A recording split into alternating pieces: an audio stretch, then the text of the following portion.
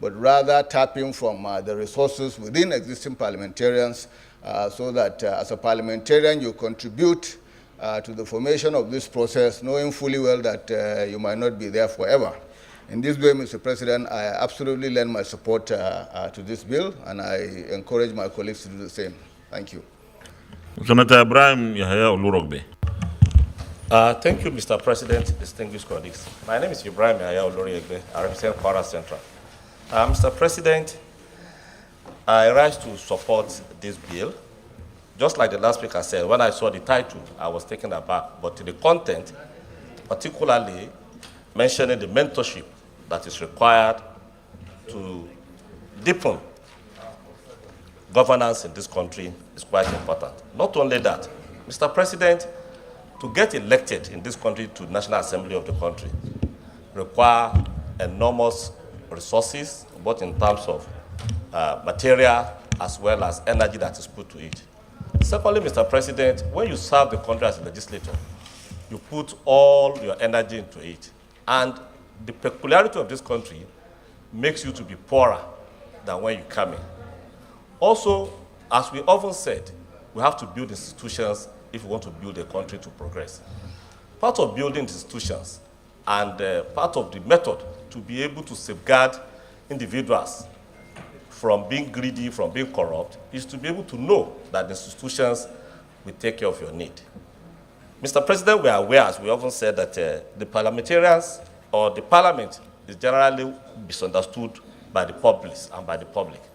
Despite its importance, most people in the country hate parliamentarians because of envy. They don't look at the executive. We are aware that in the executive side, most top-level executives, either retired permanent secretaries, retired of service, and so on, they still continue to get support even from the government. I'm a member of the public account. I recall when we were considering in the last few weeks funds that are taken from service-wide vote.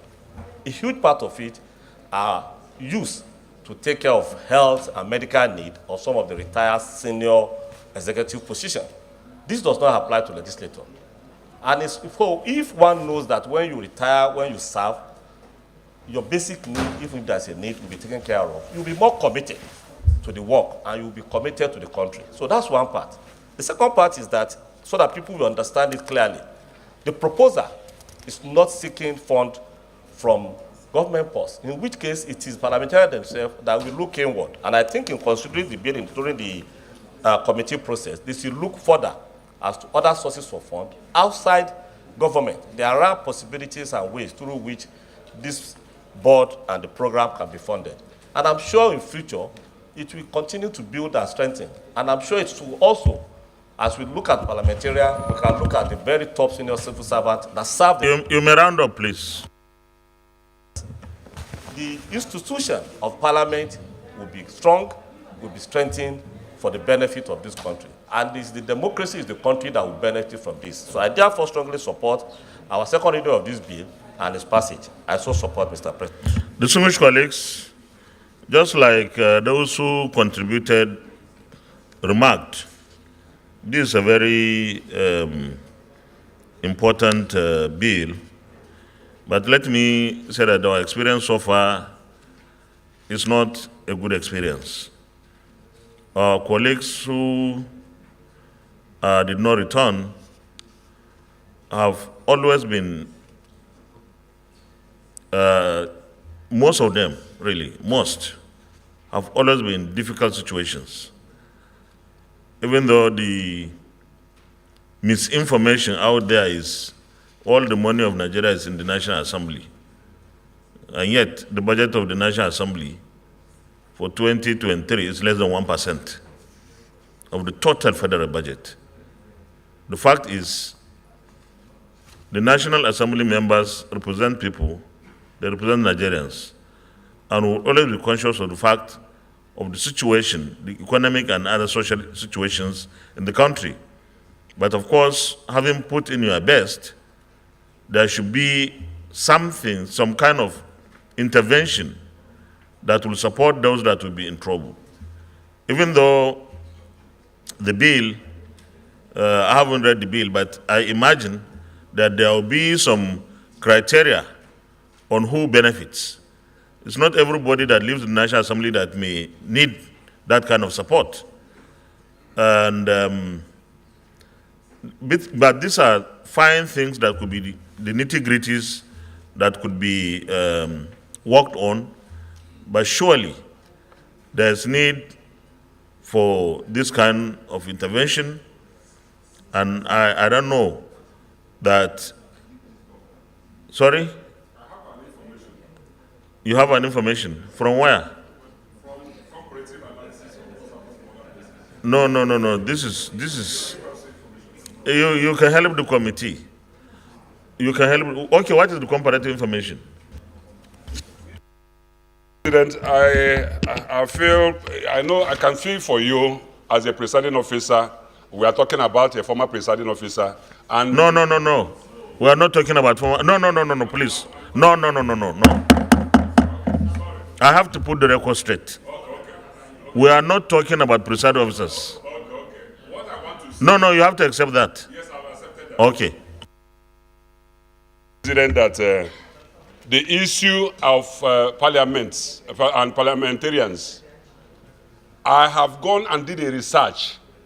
I did a thorough research of what the welfare of other parliamentarians all over the globe. In Nigeria here, the press has chosen to misinform. And we have not done our job. No. Tell us the comparative. The comparative climbs, like in United Kingdom, the parliamentarians, once you go, are entitled to pension. It is there in the act. I have it. I have all those things that parliamentarians are entitled to pension. You know, the same in UK, in US, I mean.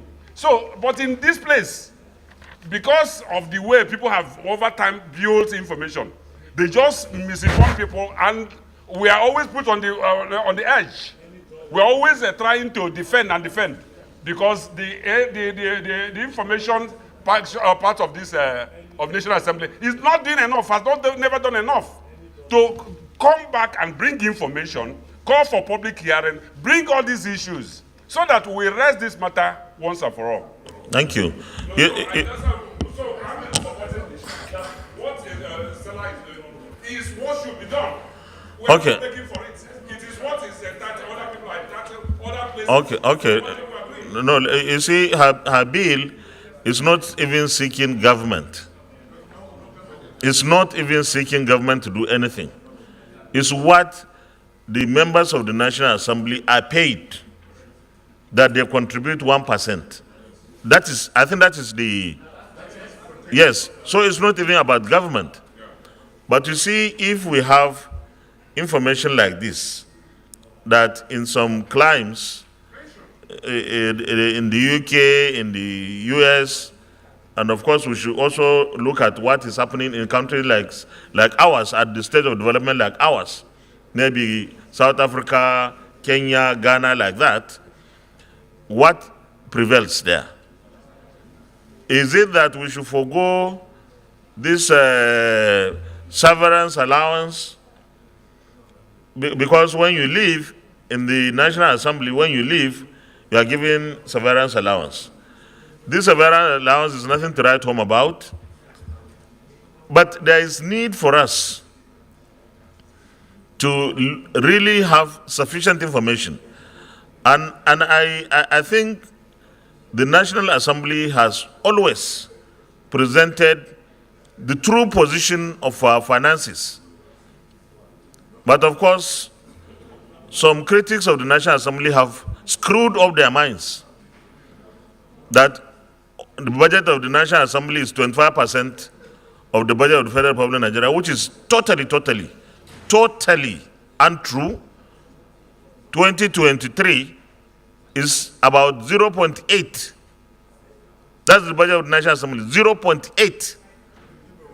Less than 1%. And yet somebody will say, if you want to reform the economy of Nigeria, go and take the National Assembly resources. Less than 1%. And that's very unfair. But of course, we must also be realistic that our economic situation is not good. But that does not stop us going forward to look for something better, not for presiding officers, because this bill is talking about members of the National Assembly. And truly, there are members of the National Assembly that after they left, they were in serious difficulties, financial difficulties. No, please. But in serious difficulties. So this bill is going to be asking for the sacrifice of those that will be serving for those that are outside or those that will be outside, not government. And is it wrong to ask for a government support? If you are giving 1%, why shouldn't government give you, what do you call that, matching grant? Whatever you contribute, government helps you to bring the same amount. Is it wrong? I think we should look at the possibilities and try to be very realistic and practical about it, but this is a very good bill. Thank you very much, distinguished Senator Princess Stella Odwa. Those in favor that this bill be now read a second time, say aye. Aye. Those against, say nay. The ayes have it. Clerk of the Senate. Mr. President, distinguished senators, a bill for an act to establish the Parliamentary Welfare Program and for related matters 2023, second reading. A bill for an act to establish the Parliamentary Welfare Program and for related matters 2023, second reading taken. And the bill is referred to the Committee on Establishment and Public Service Matters to report back within 1 week. Leader of the Senate.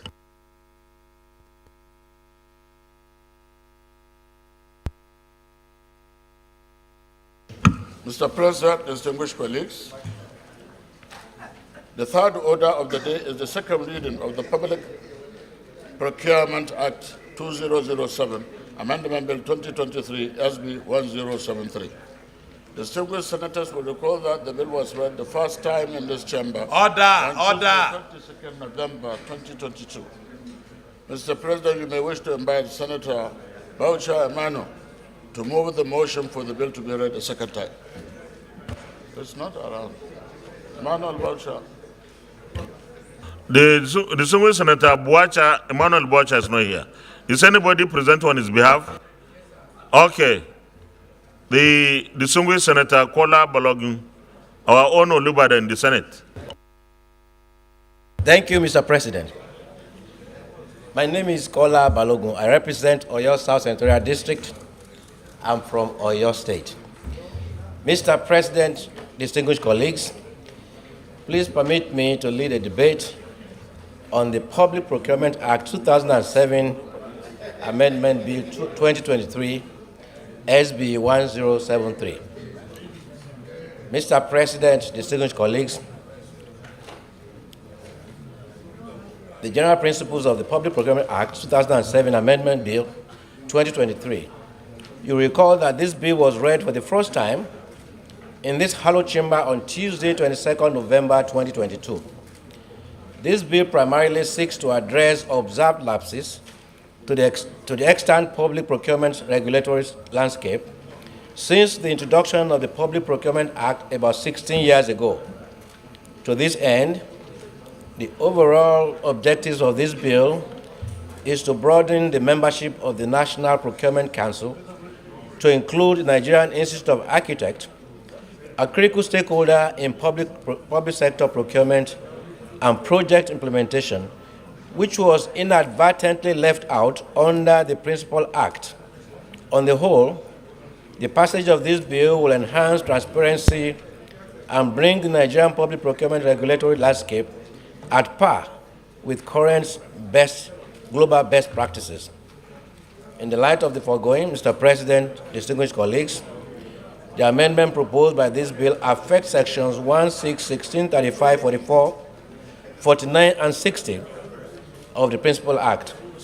Thus, while the amendment of Section 1 provides for the inclusion of the Nigerian Institute of Architects in the membership of the National Council on Procurement, the amendment of Section 6 essentially seeks to promote indigenous enterprises and local content in tandem with the Local Content Act and Executive Order Number 5, recently signed by President Muhammadu Buhari.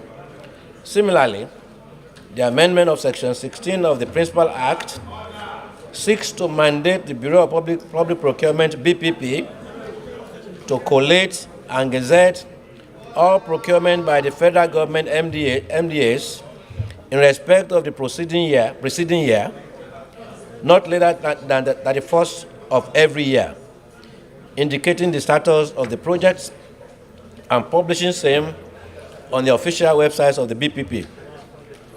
This will aid legislative oversight of projects, public scrutiny, and minimize incidents of abandoned projects in Nigeria.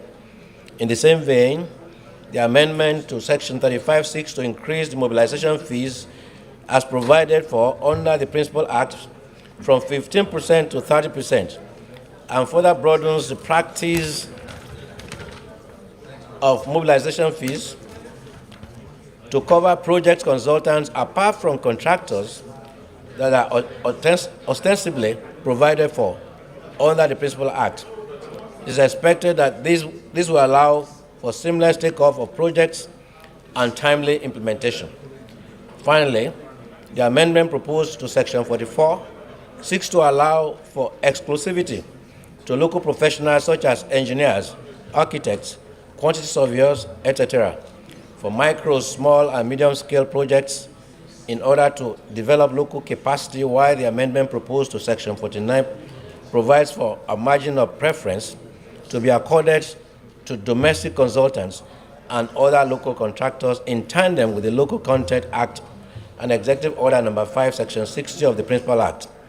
It is also amended to provide for the interpretation of the concept of built environment as an emerging concept that is shaping all aspects of man-made environments such as roads, buildings, transportation, which are the core preoccupation of procurement. Mr. President, distinguished colleagues, in compliance with Order 77, Section 3 of the Senate Standing Order 2015 as amended, I wish to declare that this amendment bill has no additional financial implication on the National Treasury. I therefore urge Mr. President and distinguished colleagues to support the passage of this bill because of its importance to the subject matter of public procurement in Nigeria. Thank you for your kind attention, Mr. President. The Deputy Chief Whip. Thank you, Mr. President, distinguished colleagues. I'm Aliu Sabi Abdullahi, Niger North. Mr. President, let me commend the sponsor of this bill for bringing it up, even though at this stage in the life of our assembly. Mr. President, distinguished colleagues, in supporting this bill, I have two areas that I would like to raise some concern about. According to the sponsor of the bill, he says Section 16 of the Principal Act seeks to mandate the Bureau of Public Procurement to collate and gazette all procurement by federal government MDAs in respect of the preceding year, not later than 31st March. Mr. President, distinguished colleagues, I have a very grave concern for this because it is creating another very amorphous kind of bureaucracy in doing so. What I would rather want to see, the information to be made public is key. But I think it's high time we say every MDA should be mandated as a matter of compulsory action to make this information available on their website. And in doing so, of course, they can now provide a link to the Bureau of Public Enterprise to also superintend over that kind of information. But to say it is only the BPP that should do that, honestly, I have a lot of concern with that because you look at the size of government, the MDAs, it's so huge. And I think the BPE, we just continuously, as we are witnessing now, they are creating so much bureaucracy. So I think, to my mind, in looking at this amendment, I agree that yes, such kind of information should be made available. But rather than the BPP, I think we should make it a mandatory provision for the MDAs to make that provision on their website. I think at the age of governance today, it is a misnomer if an MDA is not able to maintain a functional, active, online presence through their website. The second concern, Mr. President, distinguished colleagues, is, of course, looking at the other provision of Section 44, which seeks to allow exclusivity of local professionals. Here they have limited it to small, medium enterprise. I think the point to be made here is we should allow a stage where professionals from other climes who choose to practice in our country are allowed to have such kind of entry point through this kind of provision, rather than trying to exclude, because bringing people through this kind of provision, we allow interchange and create innovation in the process of service delivery. And Mr. President, distinguished colleagues, let's not forget, we are signatories to the African Continental Free Trade Agreement. As much as this is in the works, we are in the early stage.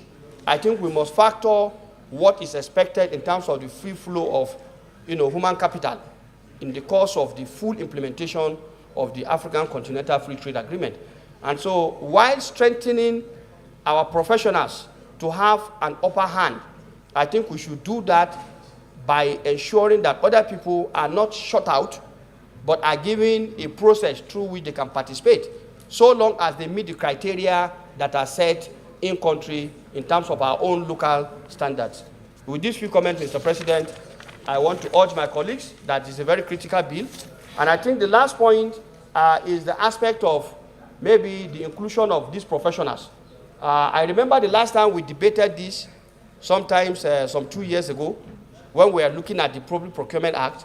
The issue of wanting to bring in every professional as members of the Public Procurement Council, I think is something we must be careful about, because there is no body of professional. If you go to their area of expertise, if you want to do procurement in that area, the experts are those people who are in that professional area.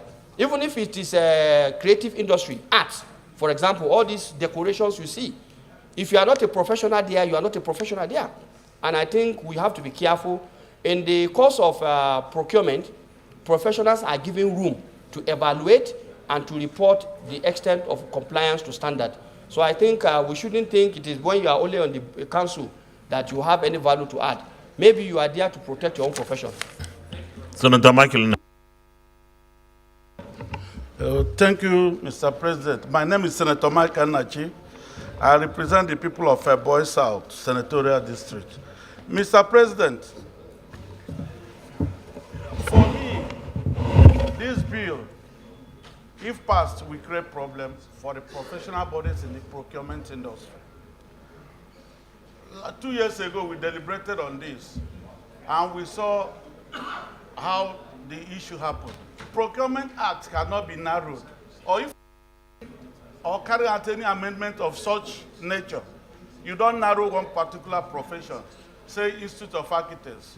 If we can recall, we know that every other professional bodies, even Institute of Purchasing and Suppliers, are claiming hold of this very Procurement Act, and other people. So if we are going to do amendment, it should be holistic, so that we shift out the core professionals that will come into the profession, into the Procurement Act bureau. Since 2007, it has been an issue, even within professional bodies. So we cannot narrow this amendment only for architects. Tomorrow, you narrow for engineers. Next tomorrow, the purchasing and supply people are laying key to this. And in every country, the purchasing and supply, it is their department. Others come in, coming from their own professional areas to contribute into this. So if we pass this bill, we are going to create problem under Bureau for Public Procurement. And I'm sure of what I'm saying, because in 2007, the first draft of Procurement Act, I was party to it. Myself, Leto Fore, and Emekeze. And we are still seeing the problem we are having. So narrowing particular profession into this will not help this country to secure our Procurement Act. And under this thing, we have to get all the professional, the uniqueness of your own idea to participate into this. So, Mr. President, I'm saying that the proponent or the sponsor of this bill should consult widely. He has to consult before bringing this bill. So one profession cannot come and meet me in his office and they are drafting this bill, Mr. President. It cannot help this country, Mr. President. I so submit. Senator Barrow-Jibrin. Thank you, Mr. President. My name is Senator Barrow-Jibrin, I represent Kano North. Mr. President, permit me to commend the sponsor of this bill, because no matter how beautiful a law is, there must be some lapses in such a law. No matter how intelligent the crafters are, they must have left out something. There must be something that has been left out. And this is exactly what this bill is seeking to do, to correct those mistakes or those things that were not inputted into the Public Procurement Act that was enacted in 2007. It's really important to bring in all those professional bodies that are involved in the procurement arrangement. Yes, this bill only talked about the Nigerian Institute of Architects. It's not too late to assuage the feelings of my brother, Senator Nachi. This can be taken care of in the committee stage or in the when it is passed to the committee. So it's not too late. I don't think there is any need to worry here. And the request or the inclusion of increasing mobilization fee from 15% to 30% is a welcome idea. It's something that is good because it will allow the contractor to perform very well in the execution of contracts. The 15% obviously is inadequate. So increasing mobilization fee 30% will further help in contract performance by contractors. So this bill is a very, very good initiative, and it should be supported by all because it will enhance our procurement process. It's highly welcome, and we need to support this bill so that it can be passed. I say something, Mr. Distinguished colleagues, those in favor that this will be now read a second time, say aye. Those against, say nay. The ayes have it. Clerk of the Senate. Mr. President, distinguished senators, a bill for an act to amend the Public Procurement Act 2007 and for other matters connected there to 2023, second reading. A bill for an act to amend the Public Procurement Act 2007 and for other matters connected there to 2023, second reading taken. And the bill is referred to the Committee on Procurement to report back within 1 week. Leader of the Senate. Mr. President, distinguished colleagues, the first order of the day is the presentation and consideration of Conference Committee report on the Electricity Bill 2023, SB 511. Distinguished senators will recall that the Senate and the House passed different versions of the Electricity Bill 2023. The Conference Committee of both houses have met and harmonized the differences in accordance with the Senate Standing Order 86. Mr. President, you may wish to invite distinguished Senator Soswan Gabriel to move the motion for the Senate to consider the conference report. Distinguished Senator Gabriel T. Soswan.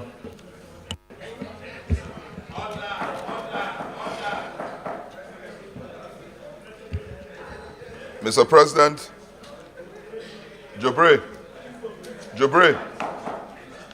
Distinguished colleagues, please. You can go to the tea room, please.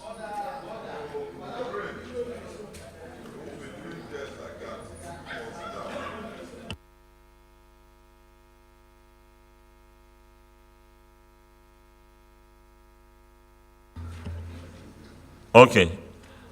You may proceed, please, Senator Suso. Yeah, Mr. President, I am Dr. Gabriel Suswam, Benue Northeast. Mr. President, I rise to present the conference committee report for adoption. Mr. President, report of the conference committee. For consideration, not adoption. Okay. Because when you say adoption, it's conclusive. Whatever it is.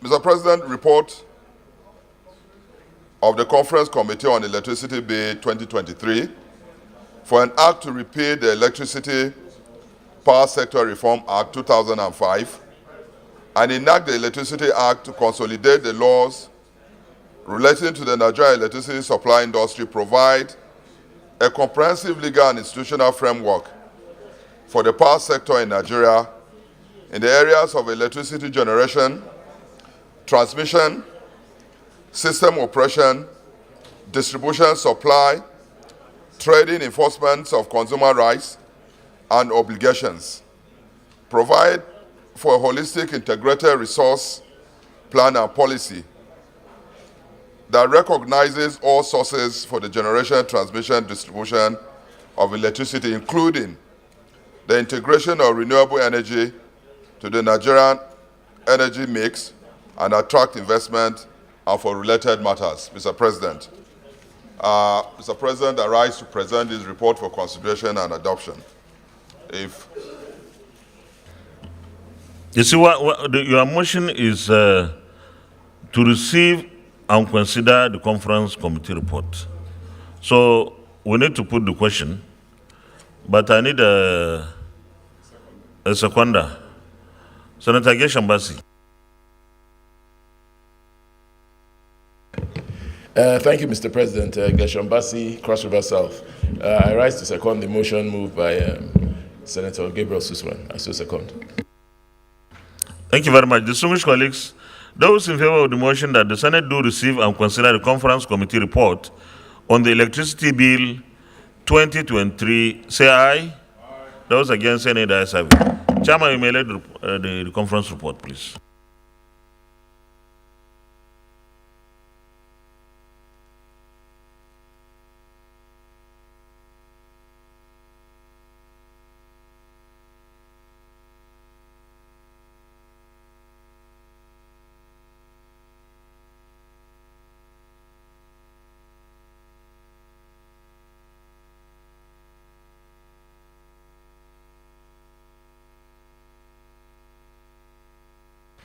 You can make the presentation now.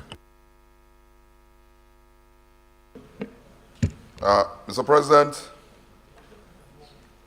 distinguished colleagues, you recall that the Senate at its sitting on Wednesday, 21st July 2022, passed the Electricity Bill 2023, whilst the House passed their own version on 4th April 2023.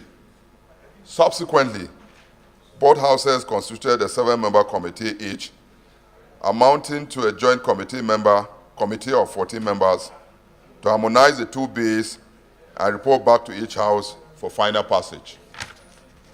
Mr. President, the joint committee met yesterday and unanimously agreed on the provisions to be adopted for the both houses, and that was done. The committee members, as you can see on the list, from the Senate, you announced it, myself, Senator Abaribe, Senator Yusuf, Senator Kola Balogun. That kind of thing, yes. You don't have to read those kind of things so that we...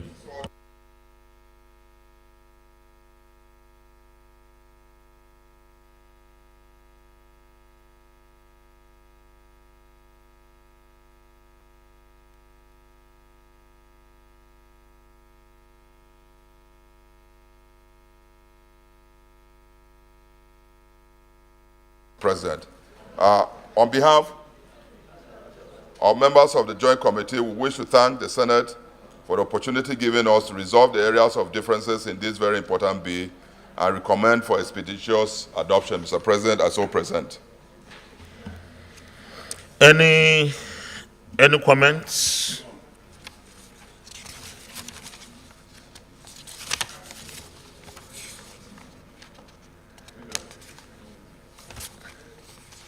Chairman, what is the recommendation?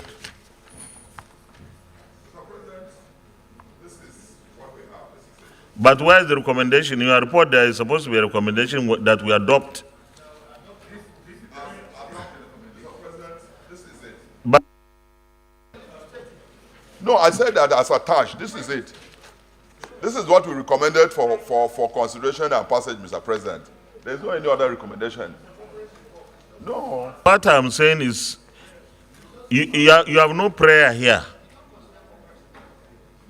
So we are not going to consider that clause by clause.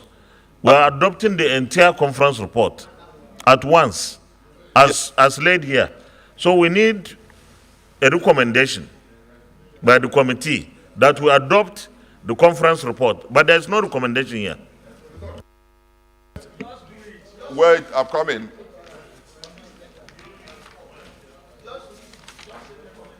Mr. President, can I make an oral recommendation?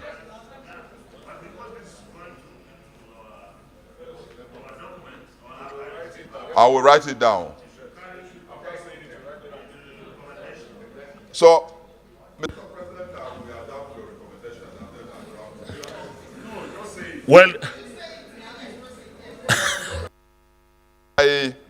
the committee recommendation is that, the joint committee recommendation is that the conference report as presented before the Senate be adopted and approved by these hollow chambers. Mr. President. okay, any comments? Well, if there is no comment, the matter before us is for us to adopt the conference report of our Committee on Power.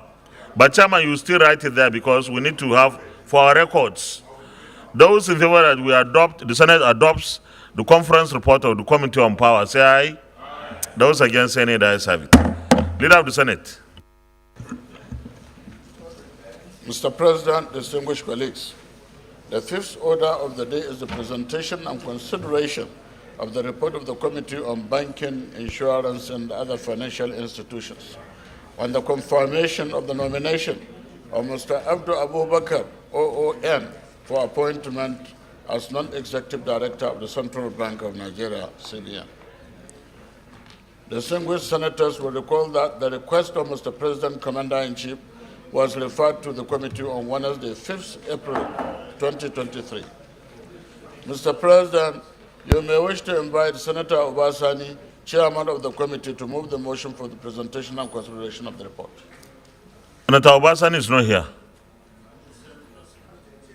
Okay, distinguished Senator Sadiq Suleiman Umar, Kwara North, to represent Senator Obasani.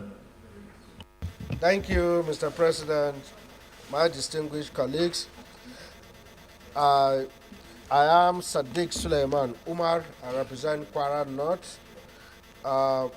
Mr. President, my distinguished colleagues, I rise to move that the Senate do receive and consider the report of Committee on Banking, Insurance, and other financial institutions on the confirmation of the nomination of Mr. Abubakar for appointment as a non-executive director of the Central Bank of Nigeria, CBN. I so move, Mr. President.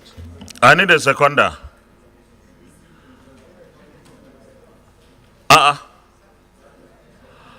Oh, okay. Distinguished Senator Yakubu Seni, Kogi Central. Thank you, Mr. President, distinguished colleagues. I rise to second the motion that as submitted by Senator Sadiq Umar for the confirmation of the appointment of Dr. Abdul Abubakar, OON, as non-executive director of the board of the Central Bank of Nigeria. I so second. Distinguished colleagues, those in favor of the motion that the Senate do receive and consider the report of the Committee on Banking, Insurance, and other financial institutions on the confirmation of the nomination of Mr. Abdul Abubakar, OON, for appointment as non-executive director of the Central Bank of Nigeria, CBN. Say aye. Those against, say nay. The ayes have it. You may lay the report, please.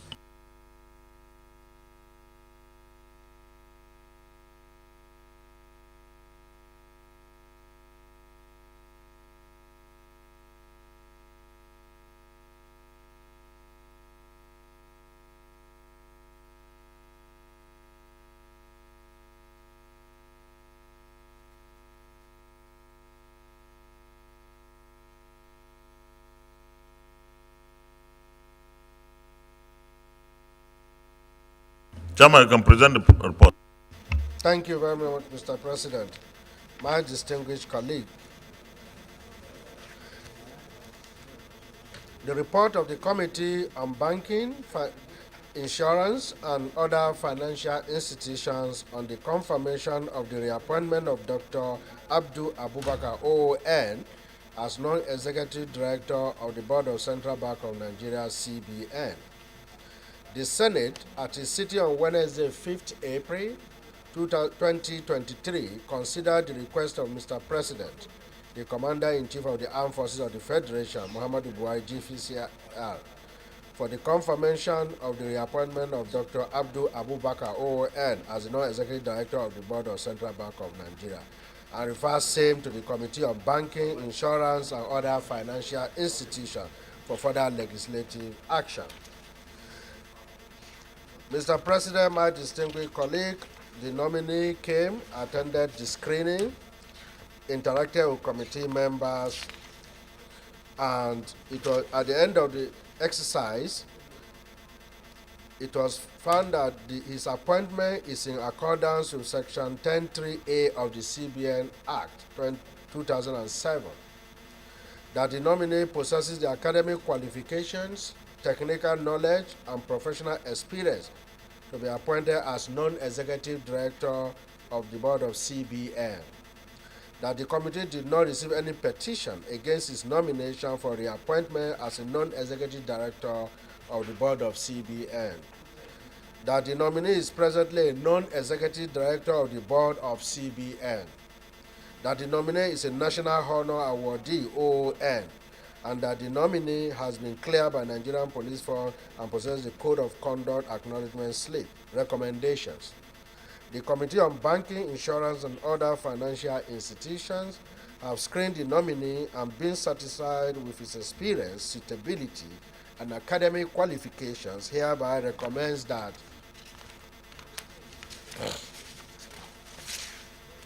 the Senate do confirm the reappointment of Dr. Abdul Abubakar, OON, as non-executive director of the board of CBN. Conclusion.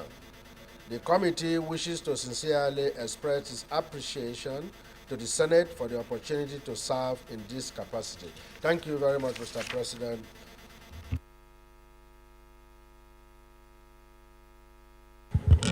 Any comments? Leader of the Senate, Committee of the Whole. I move that the Senate resolve into Committee of the Whole in order to consider the report. I so move. The Minority Leader.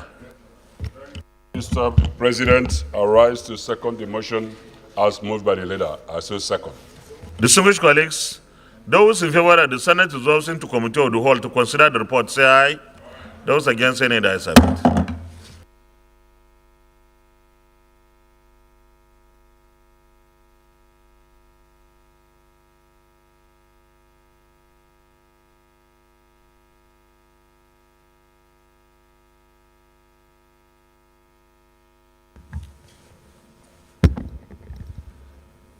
Approval.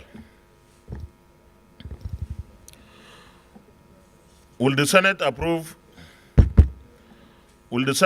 the nomination of Mr. Will the Senate approve the nomination of Mr. Abdu Abubakar, OON, for appointment as non-executive director of the Central Bank of Nigeria, CBN? Those in favor say aye. Those against say nay. The ayes have it. Leader of the Senate. Plenary. Colleagues, I move that the Senate reverts to plenary for the chair to report progress. So moved. The minority leader. Mr. President, I rise to second the motion as moved by the leader. I so second.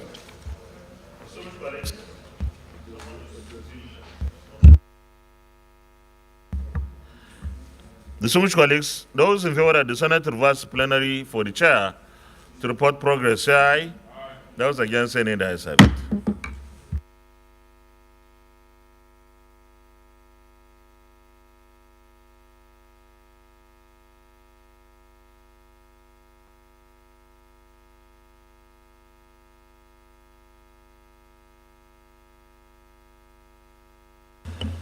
The Senate, in the Committee of the Whole, considered the report of the Committee on Banking, Insurance, and Other Financial Institutions on the screening of Mr. President's nominee for appointment as non-executive director of the Board of the Central Bank of Nigeria, CBN, and approved the nomination of Dr. Abdu Abubakar, OON, as non-executive director of the Board of the Central Bank of Nigeria, CBN. Is this a true reflection of what transpired in the Committee of the Whole? Thank you. Confirmation. Will the Senate confirm the nomination of Mr. Abdu Abubakar, OON, for appointment as non-executive director of the Central Bank of Nigeria, CBN? Those in favor say aye. Those against say nay. The ayes have it. The nomination of Mr. Abdu Abubakar, OON, is hereby confirmed as non-executive director of the Central Bank of Nigeria, CBN. Congratulations to him. Leader of the Senate. Mr. President, distinguished colleagues, the sixth order of the day is the presentation and consideration of the report of the Committee on National Planning and Economic Affairs on the confirmation of the nomination of the following persons as listed on the order paper for appointment as federal commissioners for the Revenue Mobilization, Allocation, and Fiscal Commission. The chairman is not here. Is anybody? Oh, okay.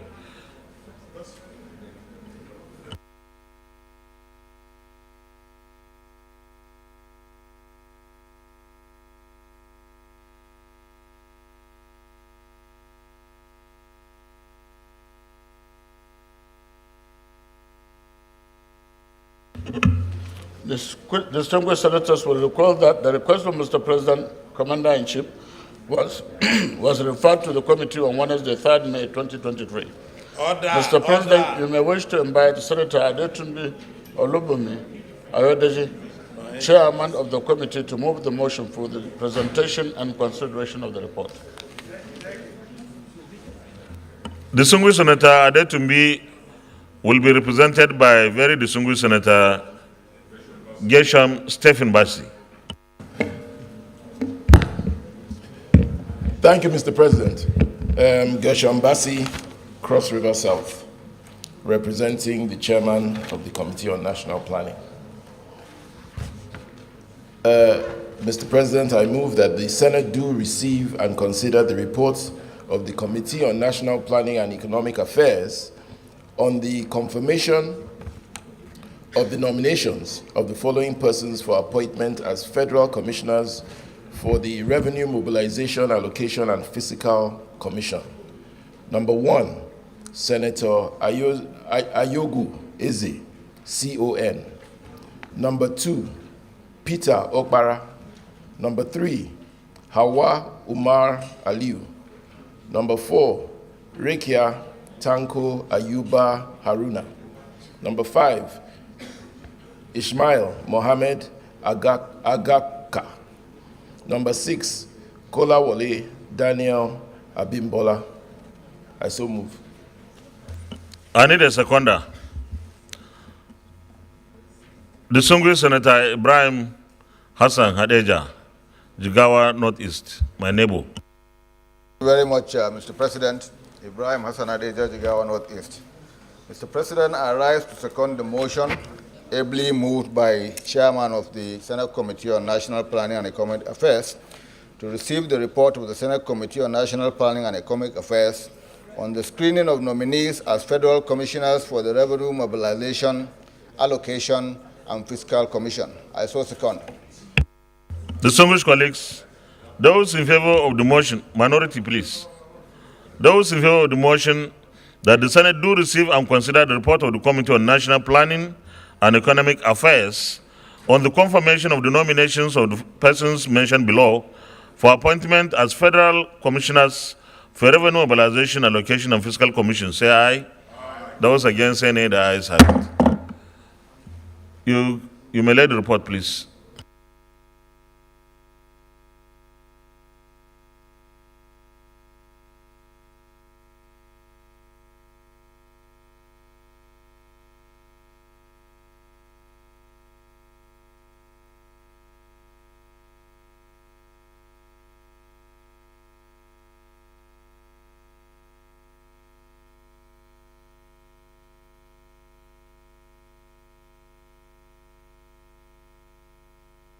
You may present the report now. Thank you, Mr. President.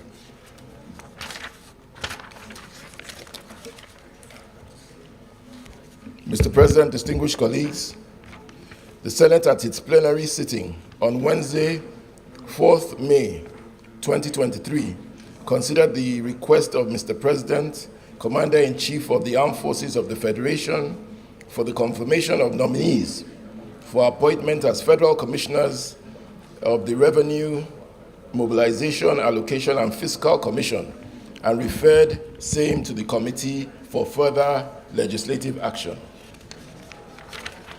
I will go straight to the findings, Mr. President.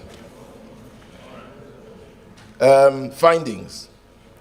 From the documents presented to the committee, the nominees satisfied the requirements for appointment as federal commissioners, Federal Revenue, Mobilization, Allocation, and Fiscal Commission. 2, the committees were very well experienced and adequately exposed in public service and have acquired capacity to function as federal commissioners, Revenue, Mobilization, Allocation, and Fiscal Commission. 3, there were no objections raised from the senators representing their respective states. 4, the nominees are proper and fit to occupy the offices as federal commissioners in the commission. Recommendation. Based on the findings, the committee is convinced of the suitability of the nominees for appointment and hereby recommend as follows: that the Senate do confirm the nomination of the underlisted nominees as federal commissioners, Revenue, Mobilization, Allocation, and Fiscal Commission. 1, Senator Ayogu Eze, CON. 2, Peter Okpara. 3, Hawa Umar Aliu. 4, Rekia Tanko Ayuba Haruna. 5, Ismail Mohammed Agaka. 6, Kolade Daniel Abimbola. In conclusion, Mr. President, distinguished colleagues, on behalf of the committee, I wish to most sincerely thank you for the opportunity to serve in this regard. I so move. Any comments? Yes, former comrade, distinguished Senator Sumata Demi. To commend the federal government, indeed the president, for the appointment of one of us, whom you know very well. Okay, yes. Thank you very much for reminding me.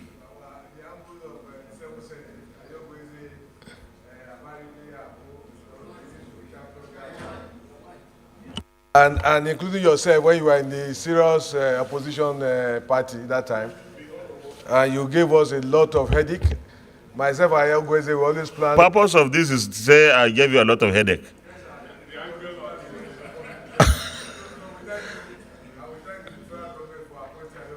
Well, since you have decided to speak along that line, I think there should be full disclosure. No. Senator, by the way, Senator Ayogu Eze in the 7th Senate had as his co-presidential warlords in the chamber Senator Smata Demi, Senator Abaribe, Senator Emmanuel Polka, Senator Henneken Lokpobri. No, John Sonaja was not there. Those people, you will not mention Villa and you will not mention President Goodluck Jonathan. They will skin people alive. No, you have said it. Well, Ayogu Eze deserves to be given the appointment. Having seen the light and of course joined the APC, even though we are very, very magnanimous, even appointing PDP elements to show that we can actually work for the unity of the nation. Thank you very much. Distinguished colleagues, those in favor, leader, will go to the committee of the whole, please.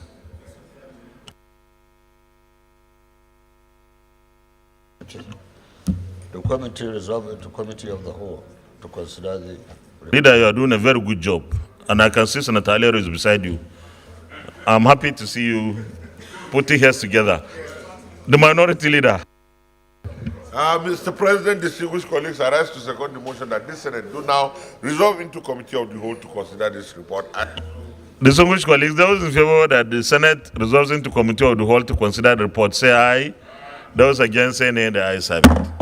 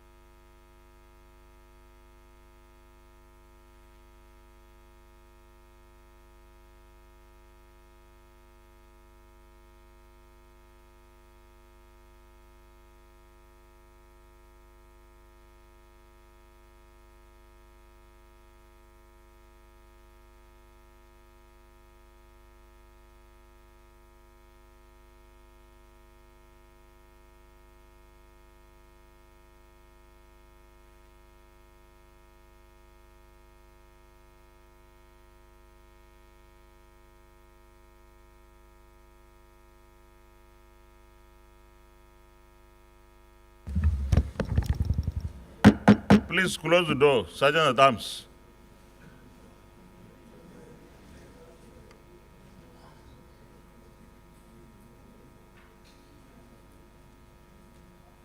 Who are those people at the corner there? Who are those people? Huh? Our aide? No, please stay outside.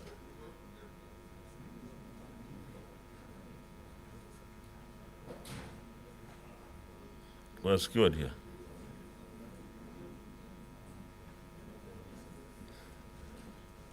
Clerk.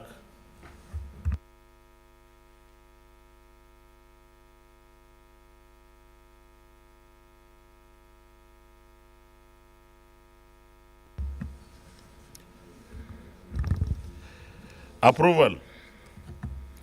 At the conclusion, will the Senate approve the nomination of Senator Ayogu Eze? Senator Ayogu Eze once represented Enugu North, where our minority whip is coming from now. Representing Enugu State as Federal Commissioner for the Revenue Mobilization, Allocation and Fiscal Commission. Those in favor say aye. Those against say nay. The ayes have it. Will the Senate approve the nomination of Peter Opara, representing Imo State as Federal Commissioner for the Revenue Mobilization, Allocation and Fiscal Commission? Those in favor say aye. Those against say nay. The ayes have it. Will the Senate approve the nomination of Hawa Umar Aliyu, representing Jigawa State as Federal Commissioner for the Revenue Mobilization, Allocation and Fiscal Commission. Those in favor say aye. Those against say nay. The ayes have it. Will the Senate approve the nomination of Rekia Tanko Ayuba Haruna, representing Kebbi State, as Federal Commissioner for the Revenue Mobilization, Allocation and Fiscal Commission? Those in favor say aye. Those against say nay. The ayes have it. Will the Senate approve the nomination of Ismail Mohammed Agaka, representing Kwara State, as Federal Commissioner for the Revenue Mobilization, Allocation and Fiscal Commission? Those in favor say aye. Those against say nay. The ayes have it. Will the Senate approve the nomination of Kwalade Daniel Abimbola, representing Oyo State, as Federal Commissioner for the Revenue Mobilization, Allocation and Fiscal Commission? Those in favor say aye. Those against say nay. The ayes have it. Leader of the Senate. Mr. President, distinguished colleagues, I move that the Senate revert to plenary for the chair to report progress. The minority leader. Mr. President, distinguished colleagues, I rise to second the motion that this Senate do now revert to plenary to report progress as so second. Distinguished colleagues, those in favor of the motion that the Senate reverts to plenary for the chair to report progress say aye. Those against say nay. The ayes have it.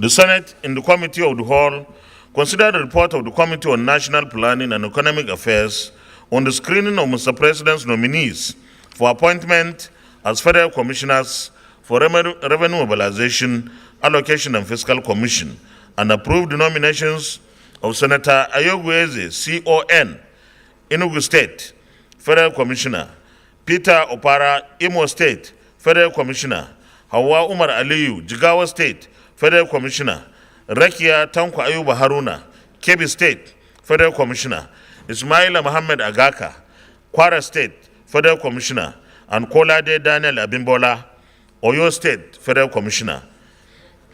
Is this a true reflection of what transpired in the Committee of the Whole? Yes. Thank you. Confirmation.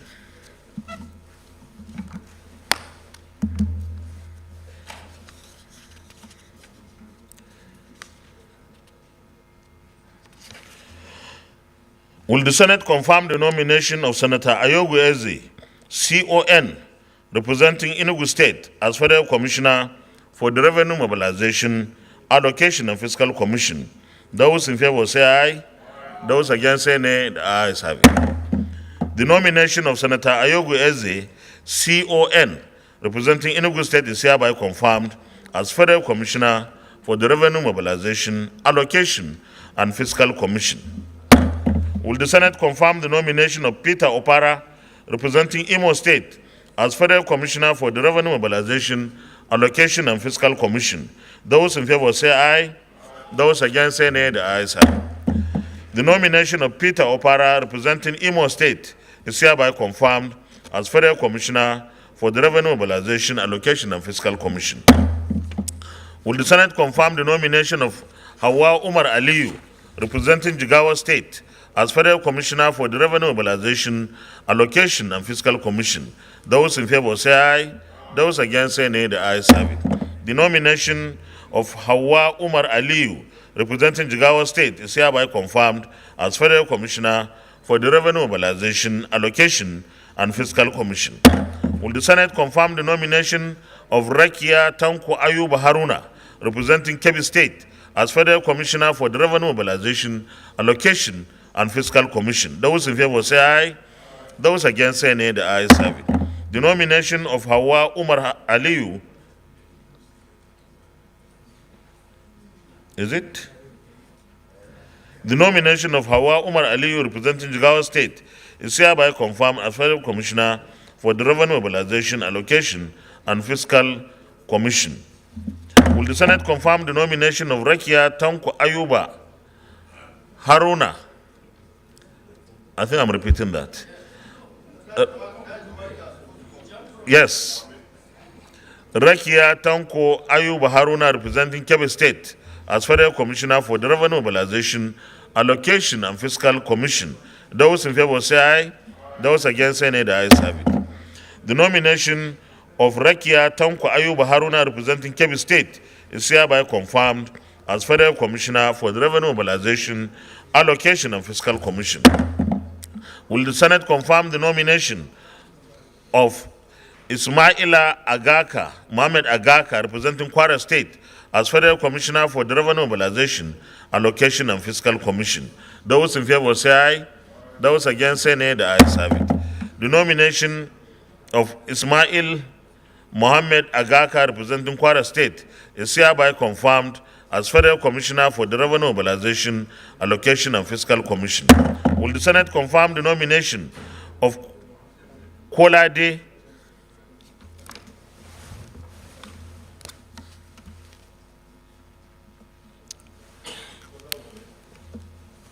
not Kolawole, it's Kolade. Kolade Daniel Abimbola, representing Oyo State, as Federal Commissioner for the Revenue Mobilization, Allocation and Fiscal Commission. Those in favor say aye. Those against say nay. The ayes have it. What is written is Kolade, but what was conveyed to us was Kolade. It was the mistake of the Secretariat. Will the Senate, the nomination of Kolade Daniel Abimbola, representing Oyo State, is hereby confirmed as Federal Commissioner for the Revenue Mobilization, Allocation and Fiscal Commission. Well, congratulations to all of them, and we pray and hope that they would have very fruitful, peaceful tenures as they discharge their duties. Leader of the Senate.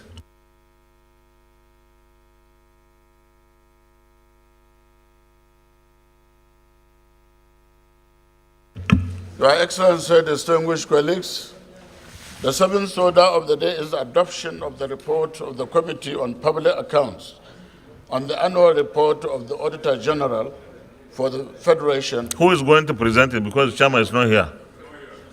So please stop this. You are the one to present it? No, we are not asking you. If the chairman did not say you should, I don't think we should do it. Hey, please stop distributing those.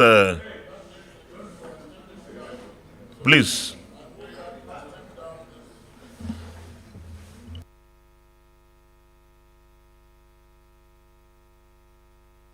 The minority leader, second the motion.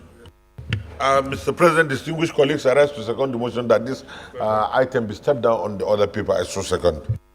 Those in favor of the motion say aye. Those against say nay. The ayes have it. Leader of the Senate. Mr. President, distinguished colleagues, the eighth order of the day is the consideration of the report of the Committee on Education, Basic and Secondary, on the National Institute for Educational Planning and Administration, SULEJA, Establishment Bill 2023, SB 931. Distinguished senators will recall that the report of the committee was laid on Wednesday, 16th February 2022. Mr. President, you may wish to invite Senator Gaidam Ibrahim Alaji, Chairman of the committee, to move the motion for the consideration of the report.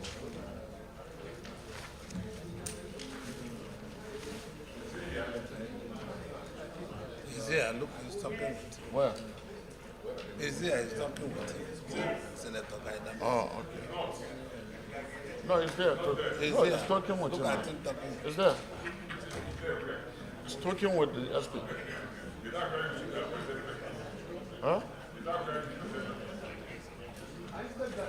Then who are you to announce that? Huh?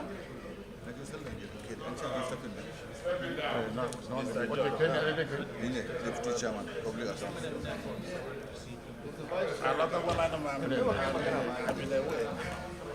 Today is the first day.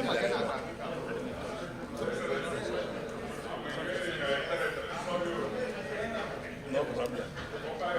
We are together.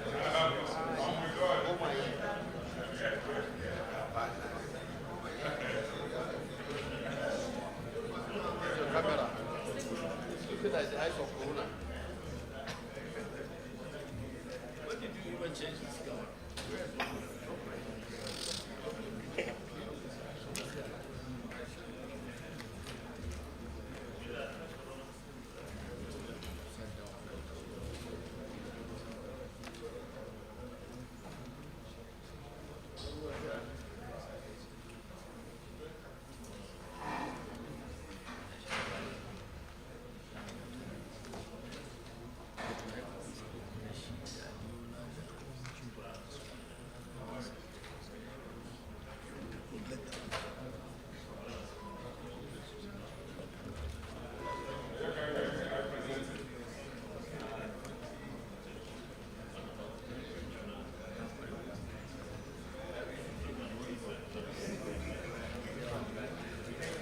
Good afternoon, sir.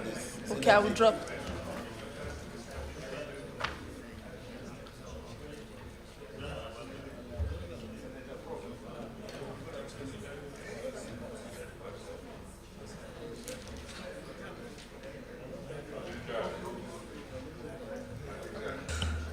Okay, so you reverse yourself. Since the vice chairman of the committee on public accounts is here, we can take the report. Chairman, present the distinguished Senator Ibrahim Hassan Hadeja. Thank you very much, Mr. Chairman. Ibrahim Hassan Hadeja, Jigawa Northeast. Mr. Chairman, I rise to move that the Senate do adopt the report of the Committee on Public Accounts on the annual reports of the Auditor General for the Federation on the accounts of the Federation for the year ended 31st December 2017 and 31st December 2018. I so move, Mr. President. I need a seconder. Distinguished Senator Suleiman Abdul Kwari, Kaduna North.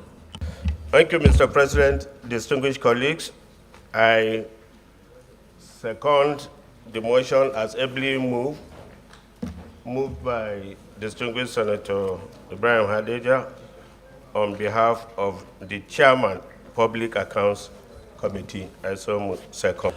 Distinguished colleagues, those in favor of the motion that the Senate do adopt the report, did we receive it before? Did we receive this report before? Then it should be receive and adopt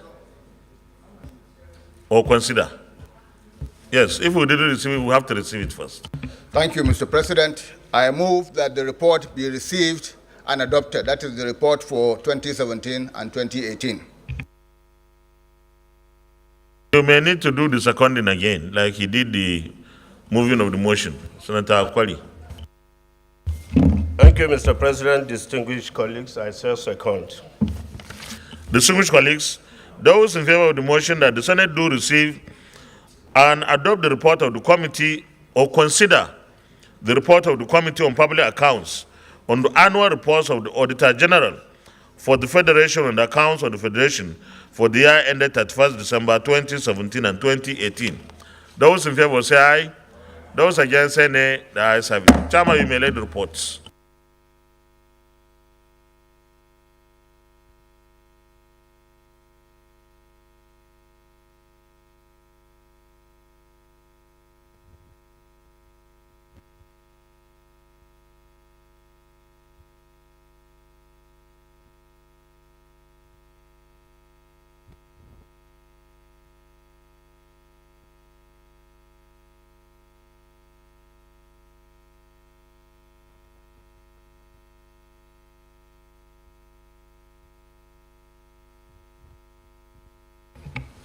Yeah, you can present the report now. Much, Mr. President.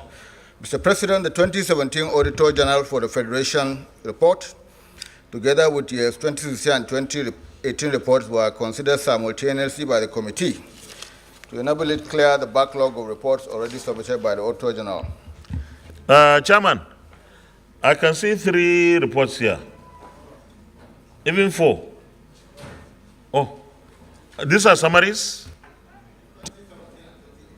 Okay, these are summaries. Okay, go ahead. Yes.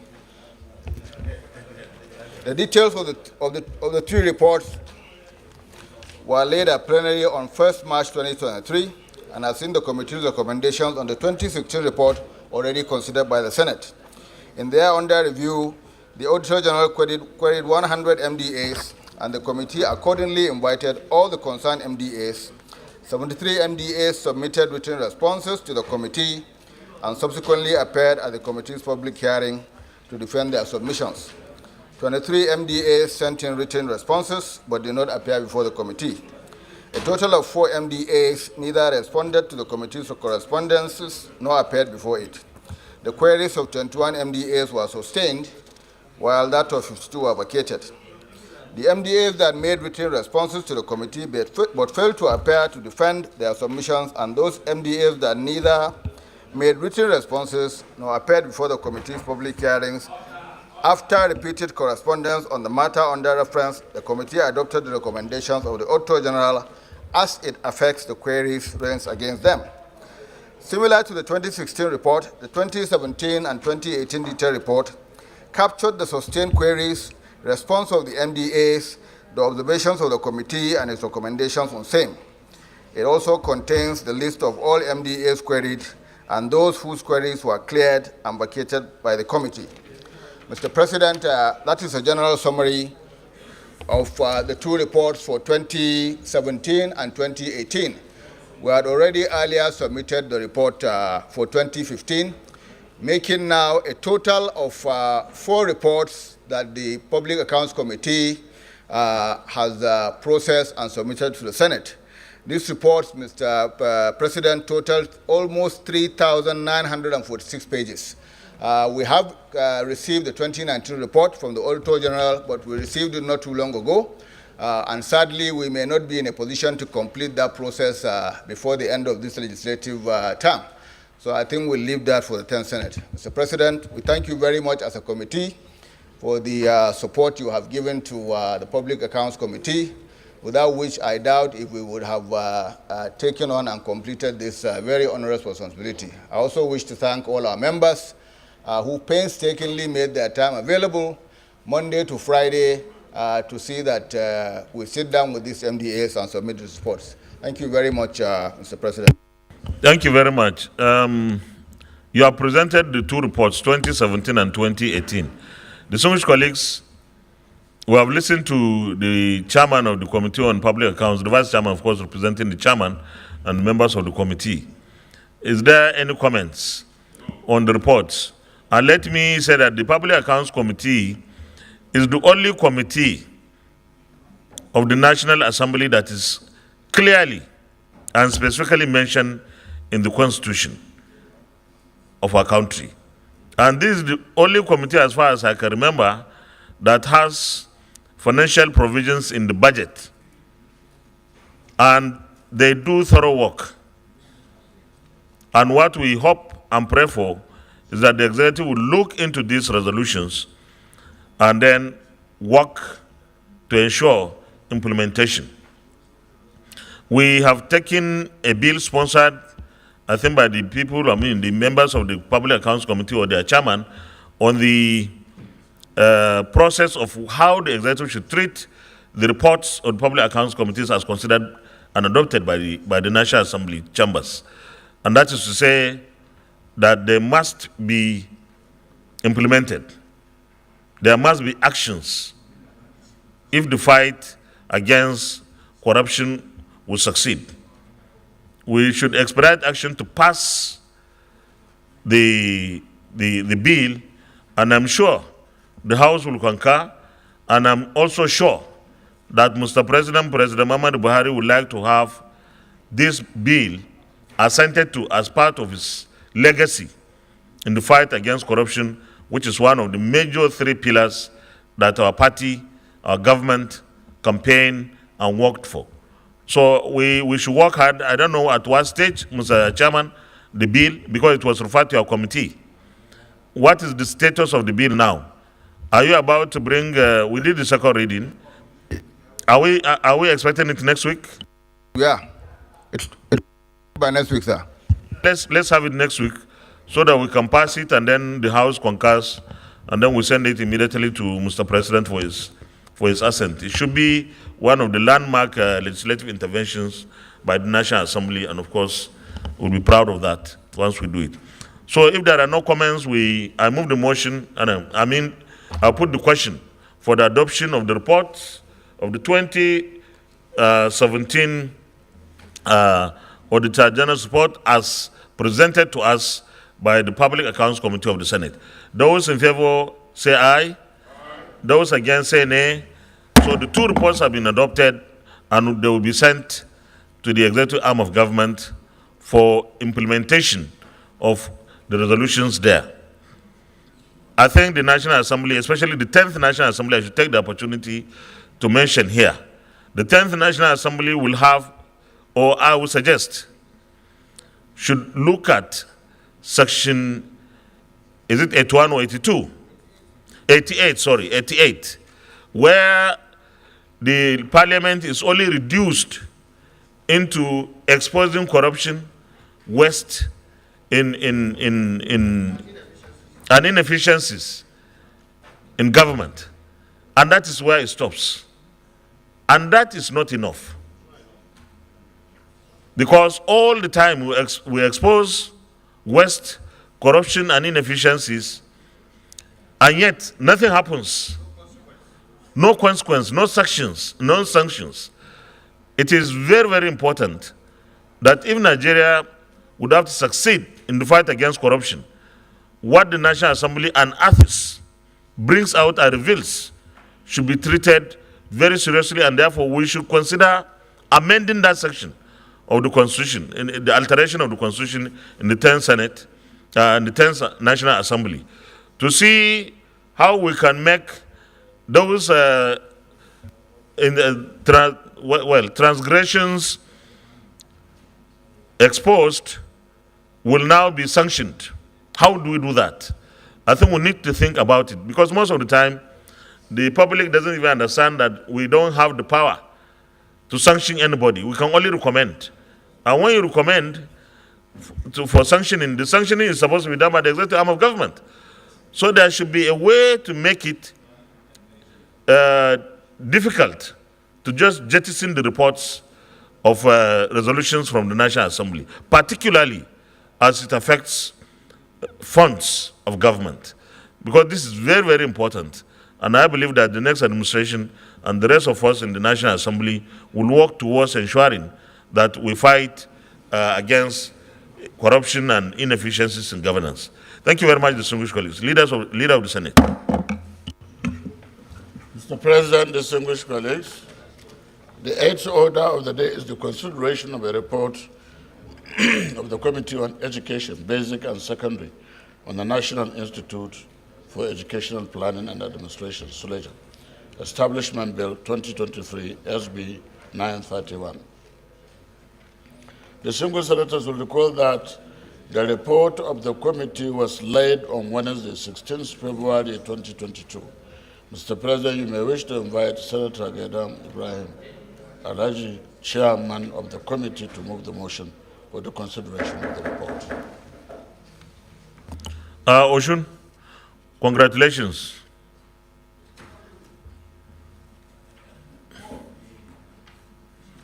Distinguished Senator, okay, I think the Vice Chairman is presenting. Are you? Okay. It's supposed to be distinguished Senator Ibrahim Gaidam, the Chairman, who will be represented by the Vice Chairman, Senator Okoye Ekinyi.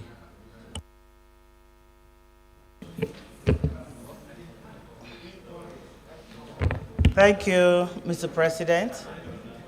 Senator Akoneyanyi, representing Akwa Ibom South Senatorial District, the Vice Chairman of the Senate Committee on Education, Basic and Secondary. I rise by the leave of my chairman, distinguished Senator Ibrahim Gaidam, to move that the Senate do receive and consider the bill for an act to establish the National Institute for Educational Planning and Administration and other matters connected therewith. Ondo City, Ondo State, I so move.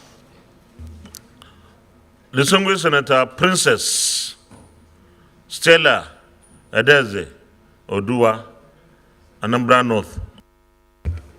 Thank you, Mr. President. Dear colleagues, I rise to second that the Senate do consider the report of the Committee on Education, Basic and Secondary on National Institute for Educational Planning and Administration, Bill 2023 SB 931. I so submit. Thank you very much. Distinguished colleagues, those in favor of the motion that the Senate do, is it receive and consider or consider? Secretary, what's the problem?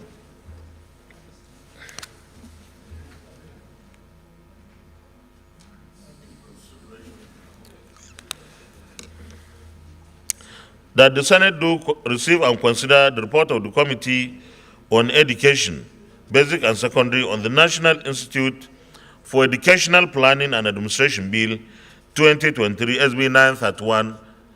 Say aye. Those against, say nay. The ayes have it. You may lay the report, please.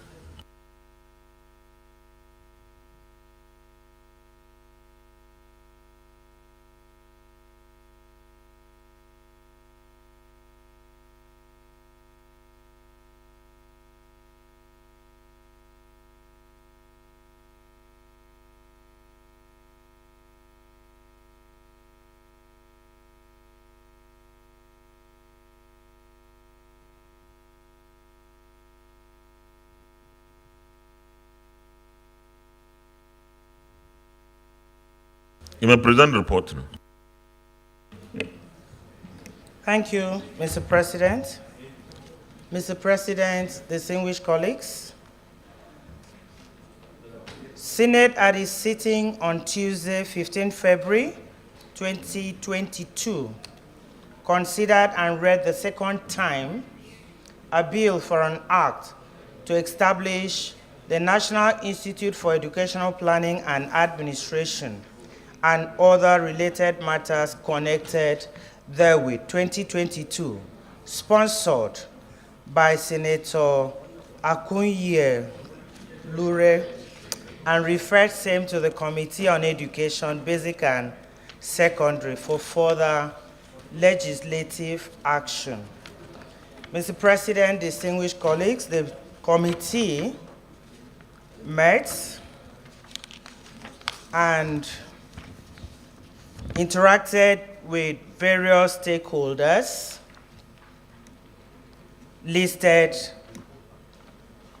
on page 2, and the following observations were made.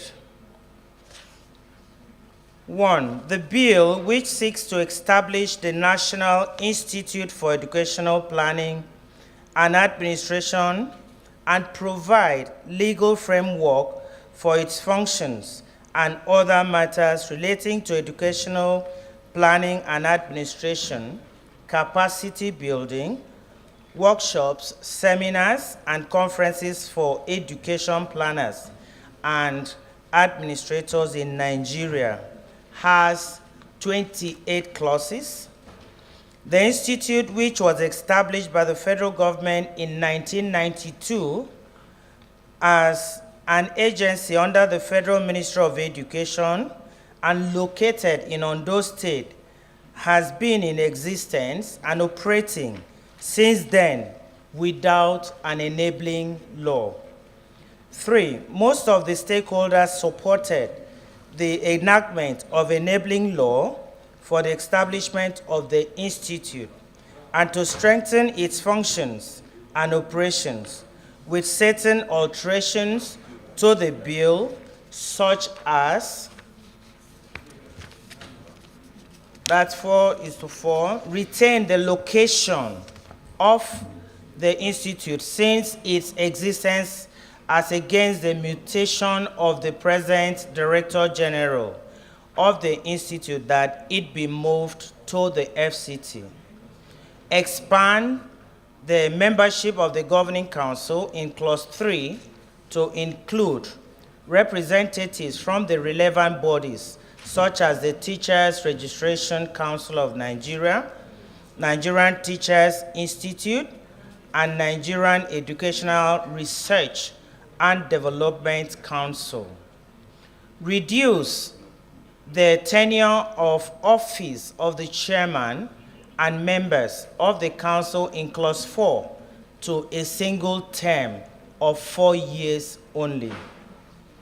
Introduce new Clause 7B and renumber accordingly. 8, delete Clause 8A under the functions and powers of the Institute, which suggests that the Institute operates as an inter-university and a degree/diploma awarding institute outside its core mandate. to bring Clause 11 in line with the general provisions of law in the appointment of directors and other staff of the Institute, and insertion of new Clause 12 to make provision for the powers and functions of the principal officers of the Institute, and deletion of old Clause 12 to be in tandem with the mandate of the Institute. The committee recommends thus. The committee thoroughly, after considering the various submissions, presentations, observations, and comments by critical stakeholders, and indeed the general public, on the provisions of the bill, made amendments when necessary, recommends and moves that Senate do consider recommends that the Senate do consider the recommendations as contained in the attached bill of the report. I so submit. Thank you. Any comments? The Deputy Chief Whip. Thank you, Mr. President, distinguished colleagues. I want to commend the committee for bringing up this bill. I just thought I should place on record, Mr. President, distinguished colleagues, that this bill is actually a bill that emanated from the magnanimity of this chamber when the crisis having to do with the leadership of that institute was brought forward to this chamber. Distinguished Senator Akin-Yolure will recall that. And I think when this issue came out very clearly, it was one of the resolution that a bill should come out to regularize and ensure that that institute is strengthened to play its core mandate. I thought we should place this on record because this chamber had graciously done so. Thank you very much. Thank you.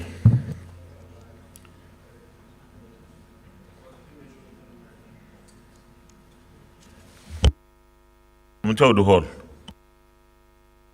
Mr. President, distinguished colleagues, I move that the Senate resolve into Committee of the Whole to consider the report. I so move. The Minority Leader. Mr. President, distinguished colleagues, I rise to second the motion that the Senate do resolve into Committee of the Whole to consider this report. Distinguished colleagues, those in favor of the motion that the Senate resolves into Committee of the Whole to consider the report, say aye. Those against, say nay. The ayes have it.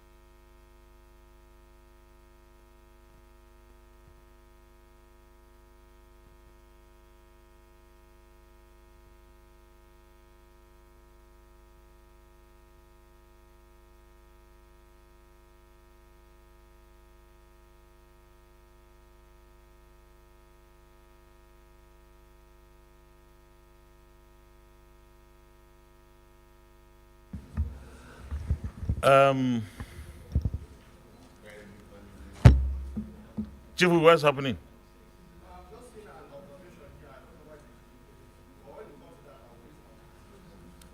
then you have to be very watchful.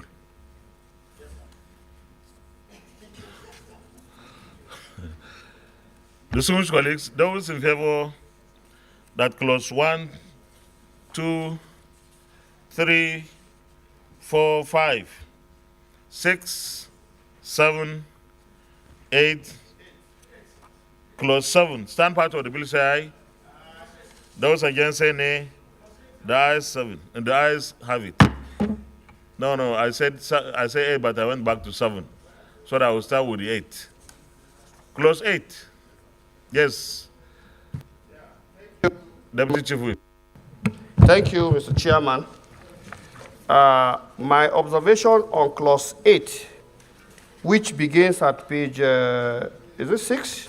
Page 6, yeah. Yes, my observation is at page 8, which is, yes, it's the same clause, actually, that's why.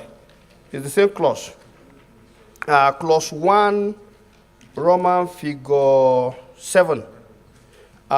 In this particular provision, in the Principal Act, it says enhancing quality managers and administrators at all levels of education to postgraduate diploma in education, educational leadership. And they said, no, that should be removed. I thought otherwise, Mr. Chairman, distinguished colleagues, because educational leadership is something circumscribed to the educational sector. No regular university will run any course to enhance the knowledge of operators in the educational sector with respect to this. And so I felt this is more circumscribed to the educational sector. It is specific, and I think the institute should be allowed to encourage people at all levels to have some knowledge on this educational leadership. I think it is in order, and we should please retain it. Let me ask the chair there. Which institution teaches educational leadership? Mr. President, the redrafting, what we did here, still takes care. The institute will do it.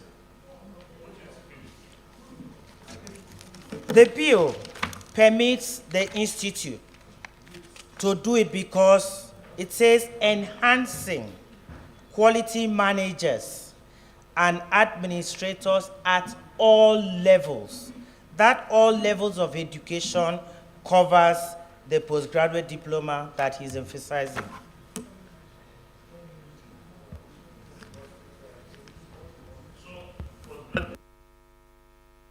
You can switch on. So this postgraduate diploma, where is it taught? In which institutions?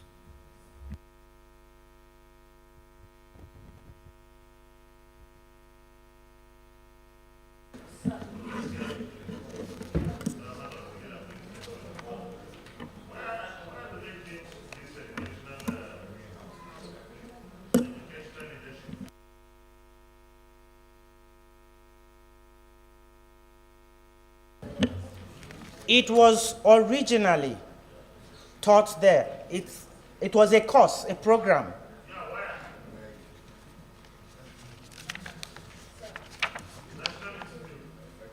That's what they were doing. That's why we had to delay.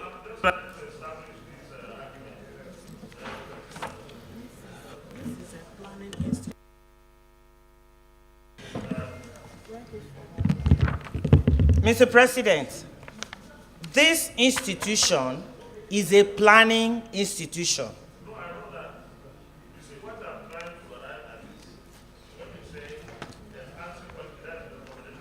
Mm-hmm.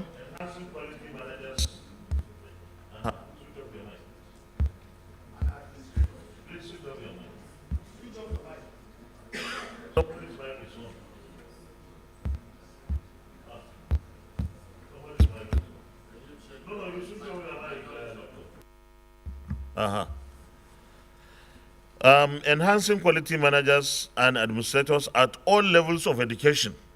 At all levels. My understanding is if postgraduate diploma in educational leadership is taught in any of the levels, then you are okay with this recommendation. But if it is not taught by any of the levels, but it's taught, I don't know, by one institute or something, then it means we have to leave it as provided for.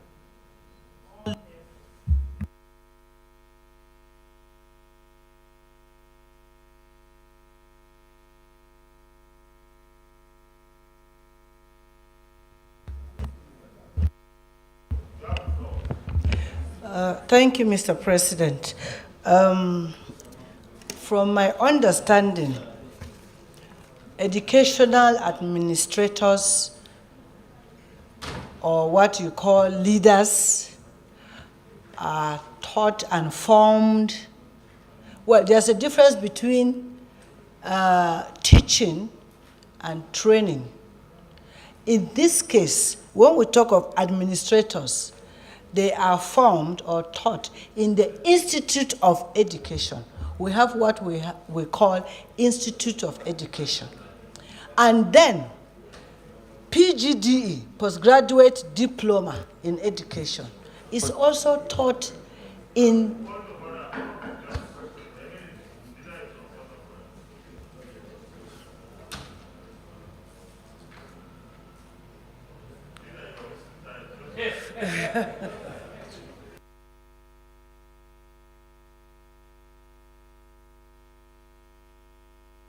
I'm coming under Order 8, subsection 3, and I'm moving that the Senate sits beyond 2 p.m. I so move.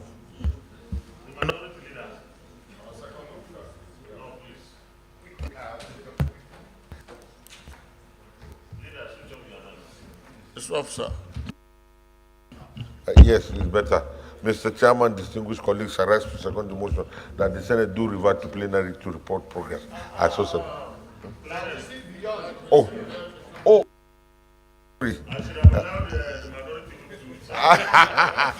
Mr. President, distinguished colleagues, having looked at the time, it is 1:45. I want to second the motion that this Senate do now sit beyond 2 p.m. Second the motion that. Why am I being harassed this afternoon? I second the motion ably moved by the Senate leader. Thank you.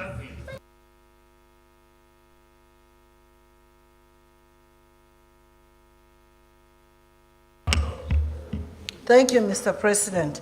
As I was saying, to make a clear distinction between administrators and what we refer to leaders.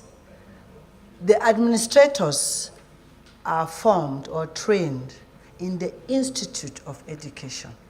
Now, the Institute of Education is solely responsible for training and forming administrators. Now, diploma in education, that is postgraduate diploma in education. Now, this is a certificate that also is conferred by the Institute of Education and recently by the colleges of education. Now, colleges of education, they are, let me say, the brains behind the formation of administrators.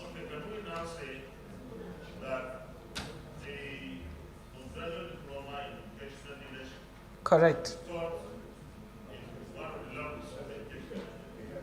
Well, yes, we can do that. We can say that because the institute, yes, enhance the Institute of Education is solely responsible for this.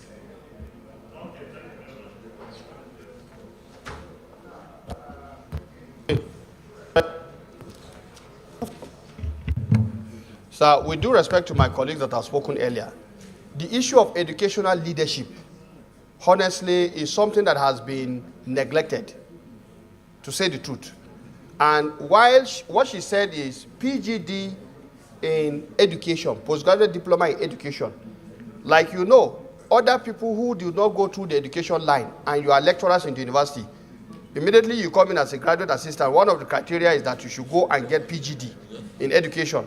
That one is to enable you to have the principles of education for the kind of job you want to be doing. And then the issue of administrators, of course, the Institute of Education she talked about, yes.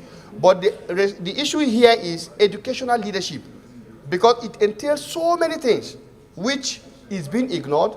Principals, headmasters, and other people who are running the educational.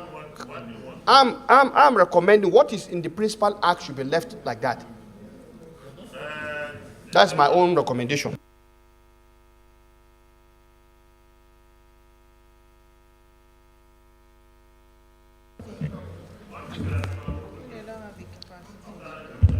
The problem, Mr. President, is if the institution will have the capacity to do this particular level of training. That's where the problem is.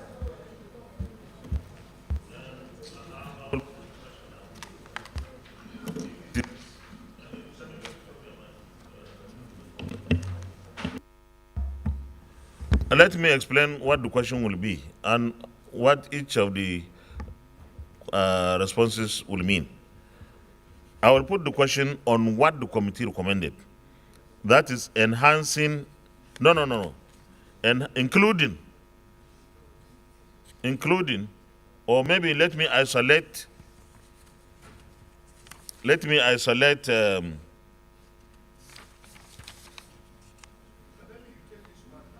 8, well, let's vote on this, then we take the entire 8.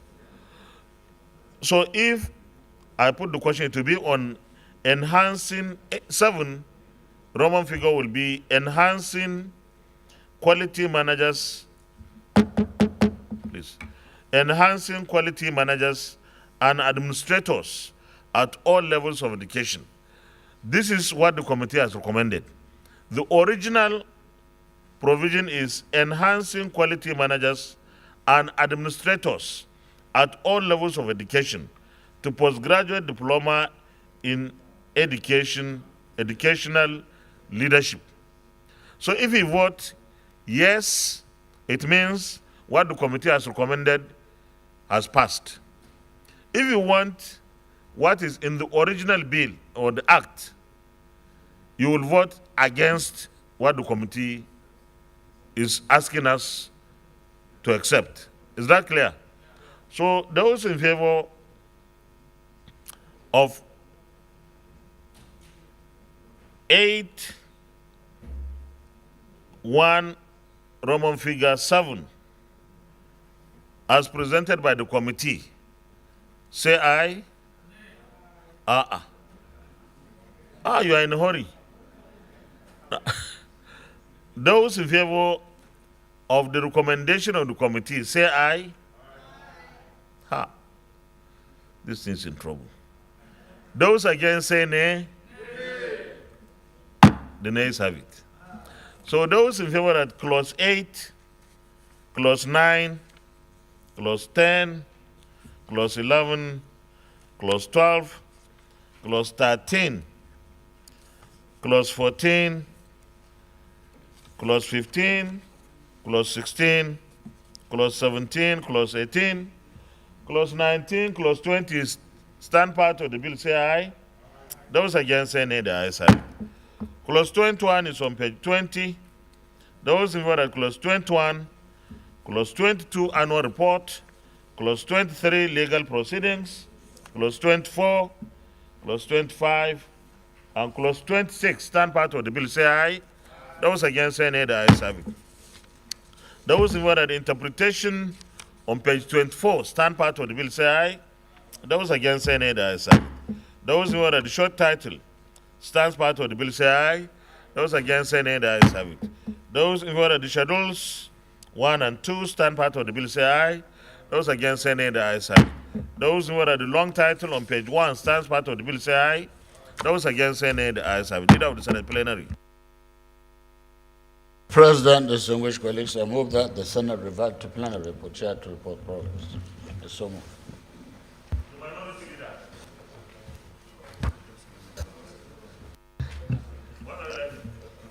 so that I'll be,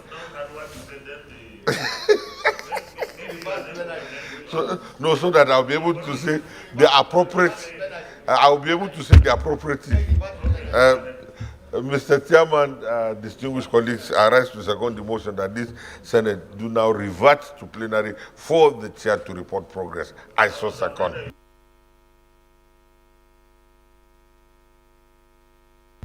Distinguished colleagues, those who are the motion say aye. Those against say nay, the ayes have it.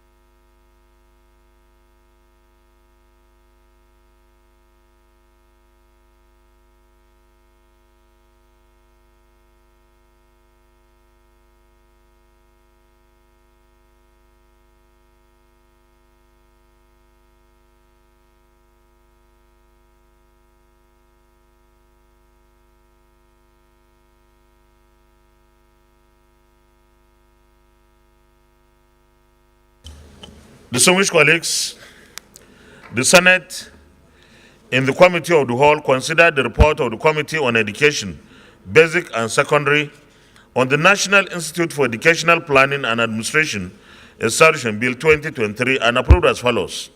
Long title as recommended, Clause 1 to 7 as recommended, Clause 8 as amended, Clause 9 to 26 as recommended, Interpretation as recommended, Short title as recommended, Schedules 1 and 2 as recommended.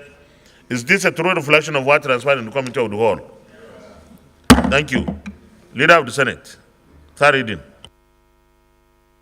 President, distinguished colleagues, I move that this bill be now read the third time. I so move. The Minority Leader. Mr. President, distinguished colleagues, I rise to second the motion that this bill be now read a third time. I so second. Distinguished colleagues, those in favor of the motion that this bill be now read the third time, say aye. Those against, say nay. The ayes have it. Clerk of the Senate. Mr. President, distinguished senators, a bill for an act to establish the National Institute for Educational Planning and Administration and other matters connected therewith 2023, third reading.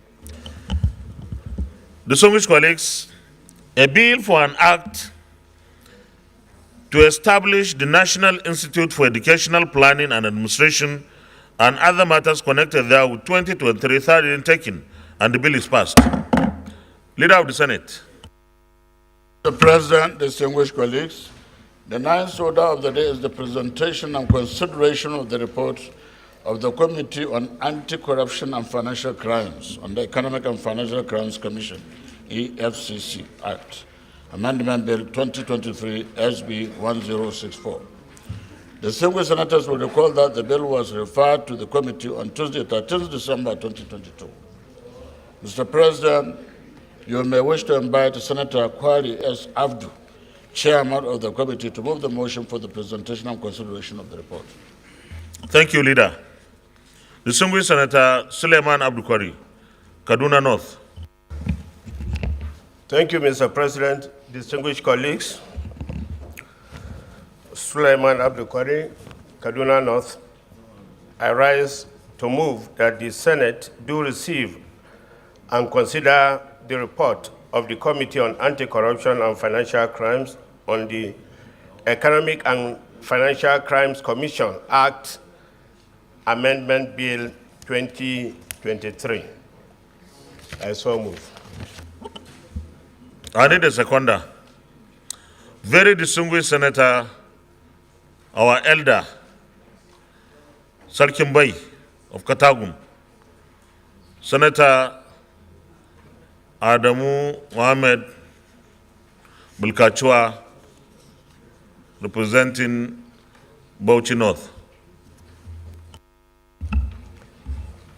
Thank you, Mr. President, for inviting me to second this very important motion moved by the chairman, Suleiman Abdukwari, of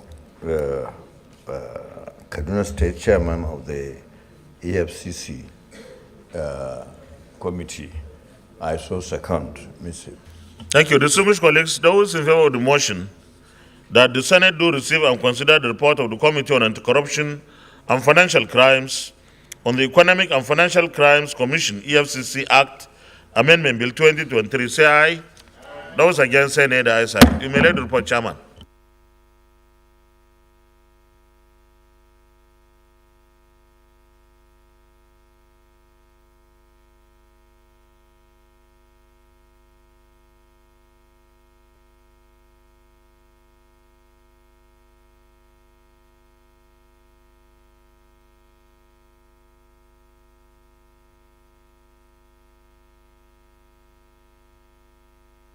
Senator Smart Ademi, this your chair is looking like you are facing an opposite direction. You present the report, Chairman. Thank you, Mr. President and distinguished colleagues. This is the report of the Committee on Anti-Corruption and Financial Crimes on the Act to amend the Economic and Financial Crimes Commission Establishment Act 2004 to subject the suspension or termination of the appointment of the executive chairman of the commission to the confirmation of the two-thirds majority of the Senate of the National Assembly in order to guarantee the security of tenure of the office of the executive chairman for the optimal performance of the functions of the office and to restrict the appointment of the executive chairman of the commission to only the commission's serving investigation officers that have attained the rank of deputy commander of the Economic and Financial Crimes Commission, and for related matters 2023, SB 1064. Mr. President, distinguished colleagues, the Senate on the 13th December 2022 debated on the general principles of the Economic and Financial Crimes Commission Act 2004 Amendment Bill and referred same to the Senate Committee on Anti-Corruption and Financial Crimes for further legislative action. The bill was sponsored by very distinguished Senator Chukwuka Utazi, Enugu North. Mr. President, distinguished colleagues, the objective of the bill is there stated in pages 1 and 2, and the process or methodology employed by the committee to arrive at its conclusion is also on some page.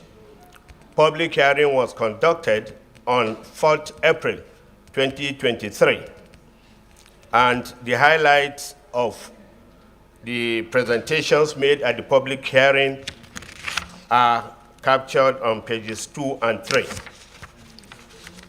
Mr. President, distinguished colleagues, the observations and findings of the committee, having reviewed the submissions from stakeholders during the public hearing, were in support of the passage of the two amendments proposed in the bill in order to make the agency a more professional institution. The committee, in its review of submissions, however, came to the conclusion that the executive chairman shall be appointed from amongst investigation officers that have attained the rank of Deputy Commander of Economic and Financial Crimes Commission.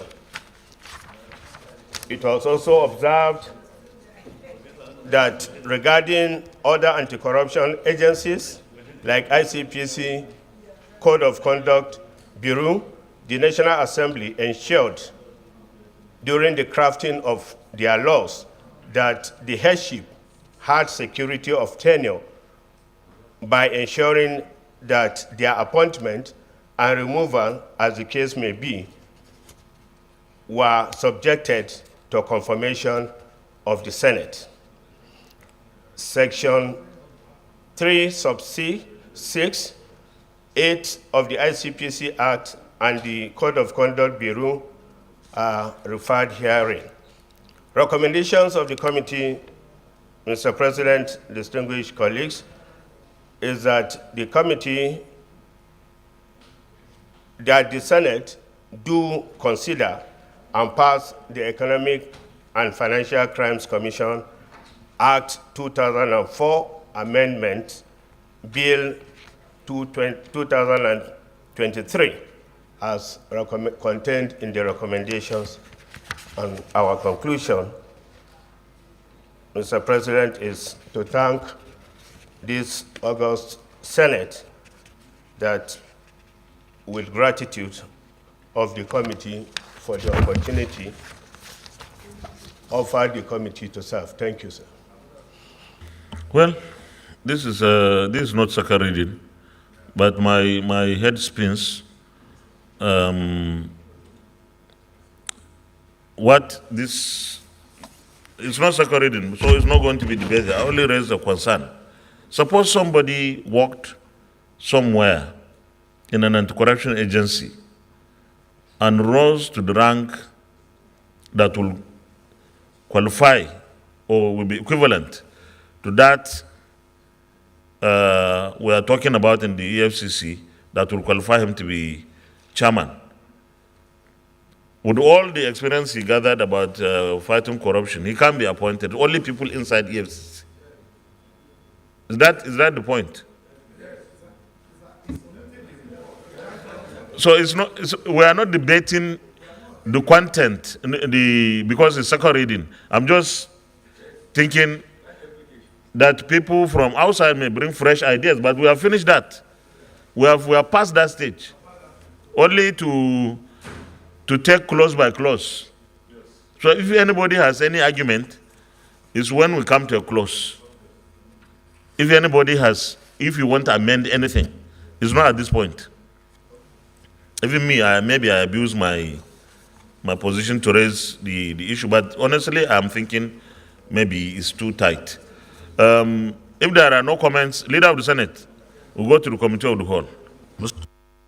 Colleagues, I move that the Senate resolve into Committee of the Whole to consider the report. The Minority Leader.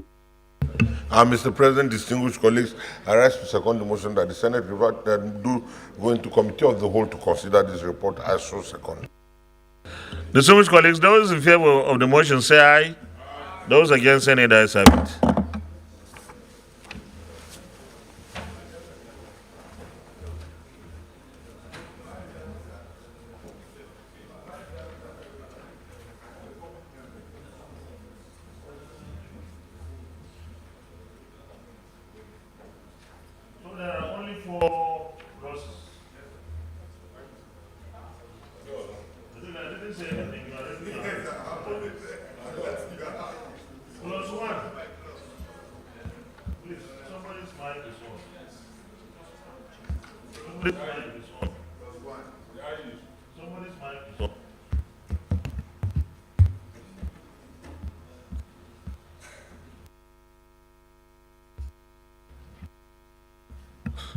Okay, it's off now. Clause 1. Okay, Senator Adiola Solomon Olamileko, Lagos West. Thank you, Mr. Chairman, very distinguished colleague. Mr. Chairman, I want to thank you for giving me this opportunity to raise this very salient issue. Mr. Chairman, I look at the original provision in the bill. The original provision is very simple, that determination of the appointment of the chairman of the commission to be subject to the confirmation of the National Assembly, Senate of National Assembly, in order to guarantee the security of tenure of office of chairman for the optimal performances of the function of the office. But coming back to the recommendation, 2/3 majority of the Senate. Mr. Chairman, I feel it should be a simple majority of the Senate. This is not a constitutional office. It's an office that is as an enactment of the law of the National Assembly. When you now put 2/3, what you are telling us is we must get 2/3 of the senator to remove the office of the chairman of the EFCC. It should be a simple majority. It should be a simple majority. It's as simple as that. When you put it 2/3, that means even to remove a Senate president or the speaker or the president, that would, why? Are we equivalent or putting it side by side? And this is a constitutional office. This is a law that is an enactment of the National Assembly. It should be a simple majority. Yes.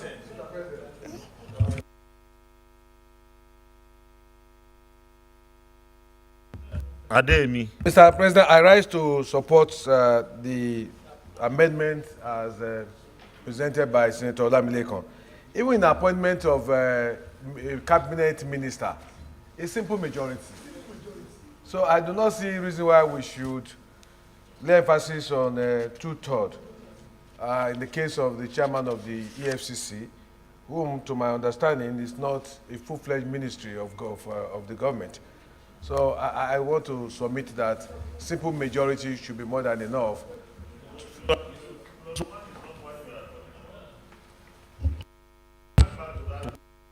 That one is the long title on the first page. Clause 1 is on page 2. Clause 1 is on page 2. The Economic and Financial Crimes Commission Act of 2004 in the bill referred to as the principal, blah, blah. So that's clause 1. I don't think you have any issue with that. It's when we come to the long title. Okay. Those in favor that clause 1 stands part of the bill say aye. Those against say nay, the ayes have it. Clause 2. Clause 2, Senator Adiola Solomon Olamilekon. Thank you, Mr. President, Mr. Chairman, for giving me another opportunity to speak on. Mr. Chairman, if you look at the current provision as it were, it said, be a serving member of the commission, not below the rank of Assistant Commander of Economic and Financial Crimes Commission. I will want the chairman to explain further, while they are emphasizing that must be a serving investigation officer and not below the rank of a deputy commander of the Economic Financial Commission. And the reason why I'm saying this is, Mr. Chairman, why emphasis on investigating officer? Are you saying that any officer of that commission who does not belong to the investigation department cannot rise to the position of chairman of EFCC? There must be a reason. There must be a reason. Because even if we talk about professionalism, Mr. Chairman, they undergo the same training. They are subjected to the same training. And they are posted to different officers.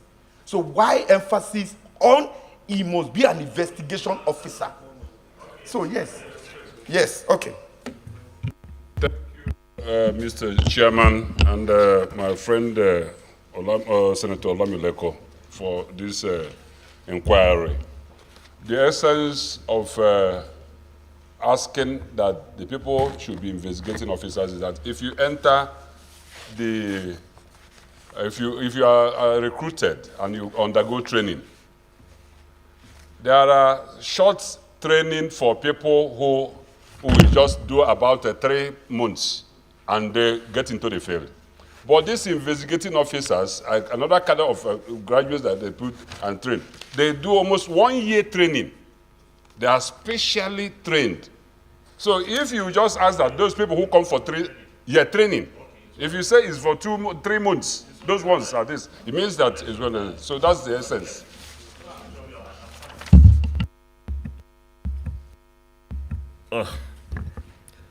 I want to jump into this this field of arguments. The former Senate leader will speak after I speak because he raised his hand earlier. The chairman, the office of the executive chairman, it's an appointment. It's a political appointment. It's not a career appointment. That's my understanding. He's supposed to manage everybody. Just hold on. Yes. It's not like, okay. Explanation I want to make, Mr. Chairman, this issue came during the public hearing, and Yusuf was there. He raised a lot of issues. He raised the question. You are explaining. The address to this issue is that the United Nations Convention Against Corruption, is the authority from which all the state parties to the convention derive their force, domesticate this law in their own area. So, and they gave the standard of what they want in such areas. You remember in it, yes, then this is for professionalism, they want people, so that people who can understand, you don't just bring people, the sensitivity of the job you are doing. It does not train that you bring people who are not properly skilled in that area to handle. And tomorrow it will lead to miscarriage of justice. Many people will not understand the issues. So these things are tailored.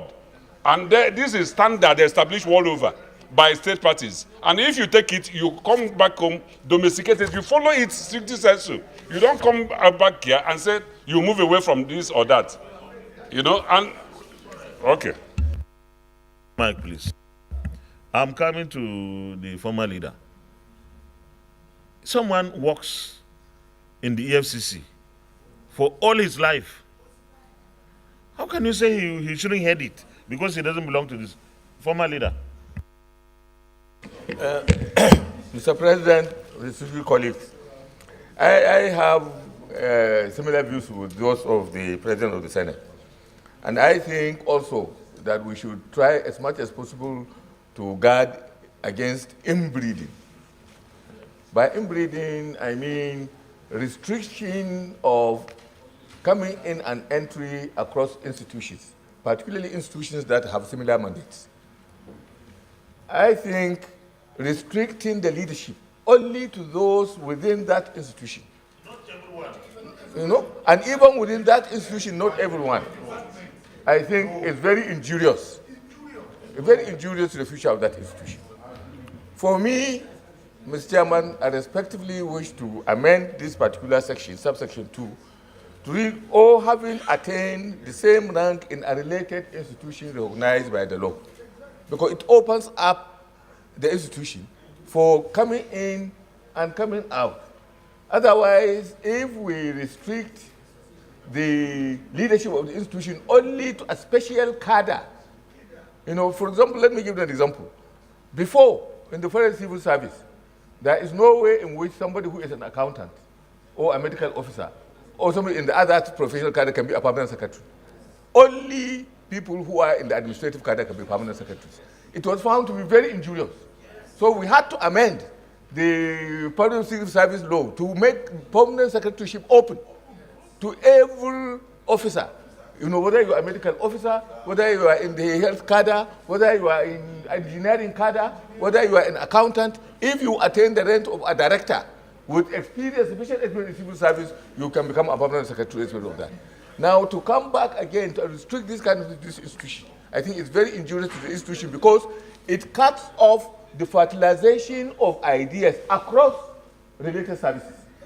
Therefore, I am sincerely of the view, Mr. President, my distinguished colleagues, that these two issues, the one raised by Senator Olamilekan, and also the restriction of the leadership to only those within the EFCC are injurious, and I think they should be amended.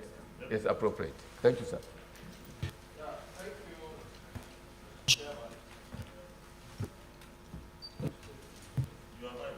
Switch off.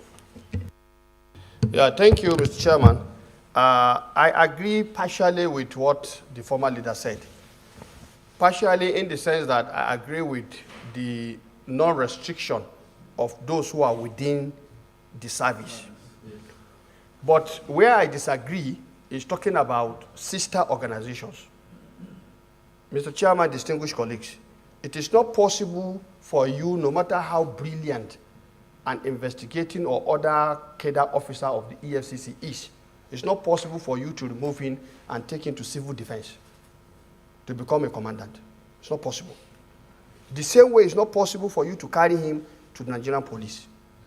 Now, my argument here is that if you want people to perform optimally, given the nature of the work they are doing, it is good that you allow that out of all of them that are there, anybody who is within the system, who is capable and competent, he should come in. Mr. Chairman, if you look at, for example, the university, simply because you've been working in the university, you have more experience, they will not allow you to come and be the vice chancellor. So I think it's a matter of career choice. And I've seen situations where this opening is injurious to the people who are working, who have given the whole of their life to that system. Just when they thought, oh, I will be, you go and bring somebody from outside and killing the morale. So I think, but within, I agree with, that's why I say partially, that it should not be restricted just to the investigative cadre. Because all of them in the first instance, based on what I know happening now, they are all coming in as EFCC officers, and they go in to gain different kinds of experience within the service. So I think these are my own thoughts.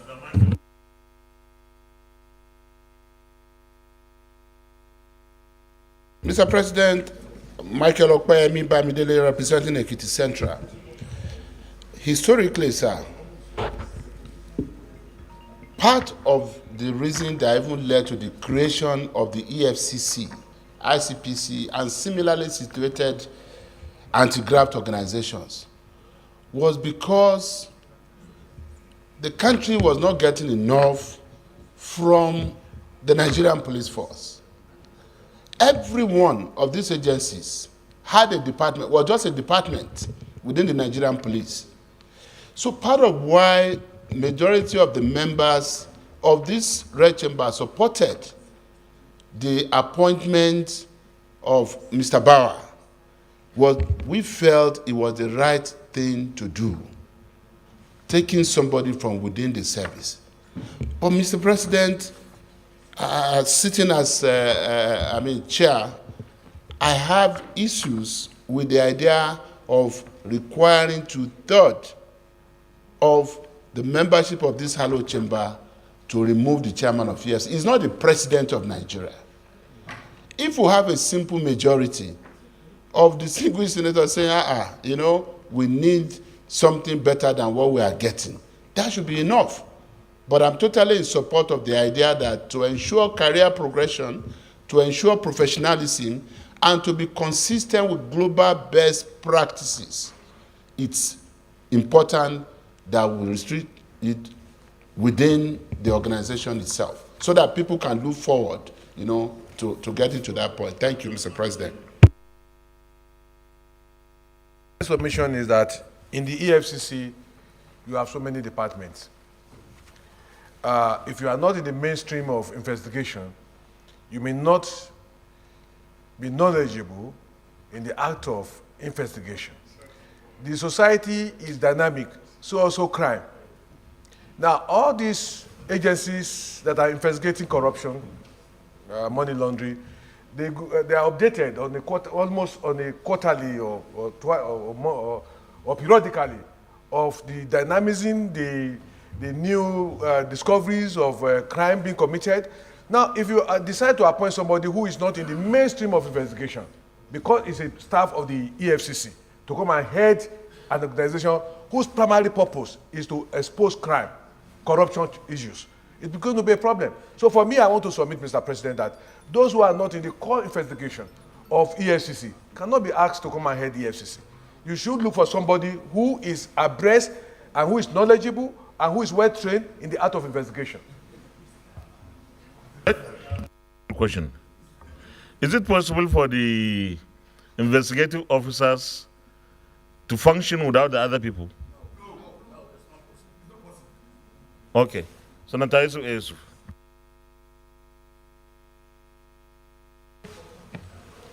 Thank you, Mr. Chairman. I think we should be very, very careful in not killing what I call professionalism. You see, we should not adopt what we call Peter principle, promoting somebody to his level of incompetence. What is happening, we confirm Bawa because he was an operative. He was not coming from admin, he was not coming from accounts, he was not coming from other areas. For you to know explicitly how to run, he cannot run alone, certainly, but the international requirement, when they go, Nigeria is in the global village. He is going to compete with other people, you know, or he's going to last, or he's going to stay with other people to discuss these issues. If he is not from the investigative, he will not know the extent to which this thing can be done. We are not saying that, you know, once you work in the admin throughout, and therefore you become the chairman of EFCC. I think there will be something missing. Likewise, if you are in admin. But if you are in the investigative, from day one, you know the rigmarole, you know all these issues connected to fighting crimes. And also you can meet very, very well with international, you know, community counterparts. Thank you very much. It will add up.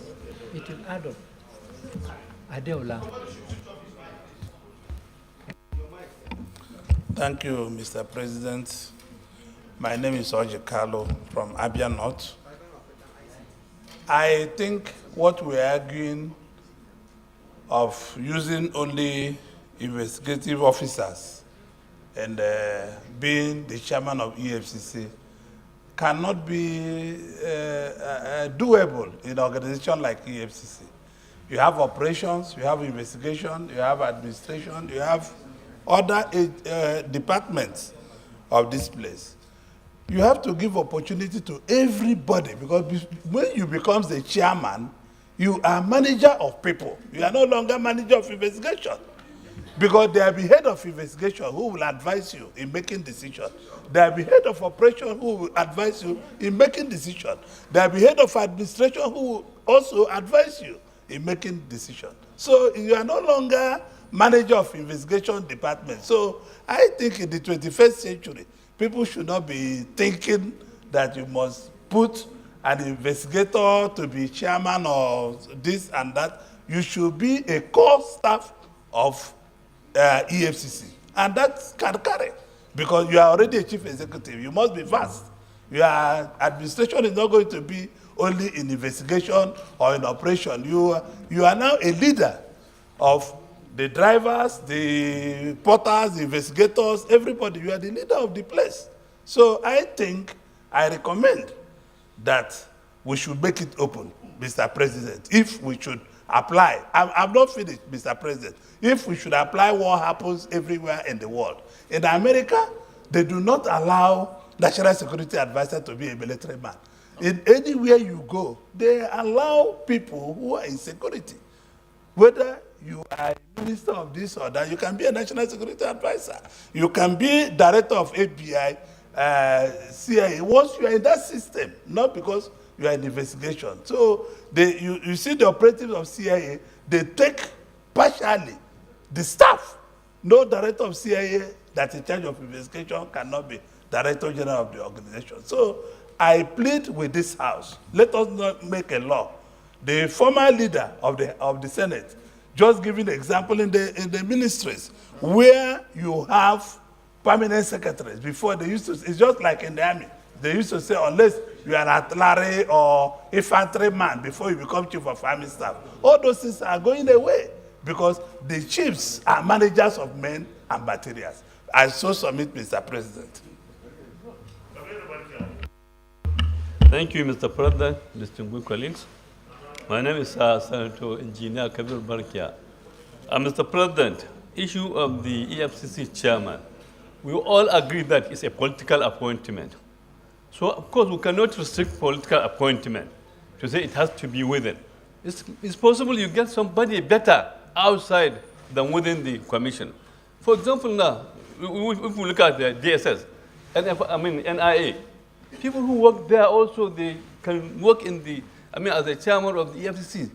So I think there's no need to restrict it, that we have to definitely bring from inside. I think the only thing is, of course, we always try and put a round peg in a round hole. So that somebody who is, of course, we know he's capable and professionally wise, that he can handle. But if we restrict it, at the end of the day, maybe when they know, yes, somebody has to, chairman of the FCC has to come from, then it means there's no, check and balance. Thank you very much, Chairman.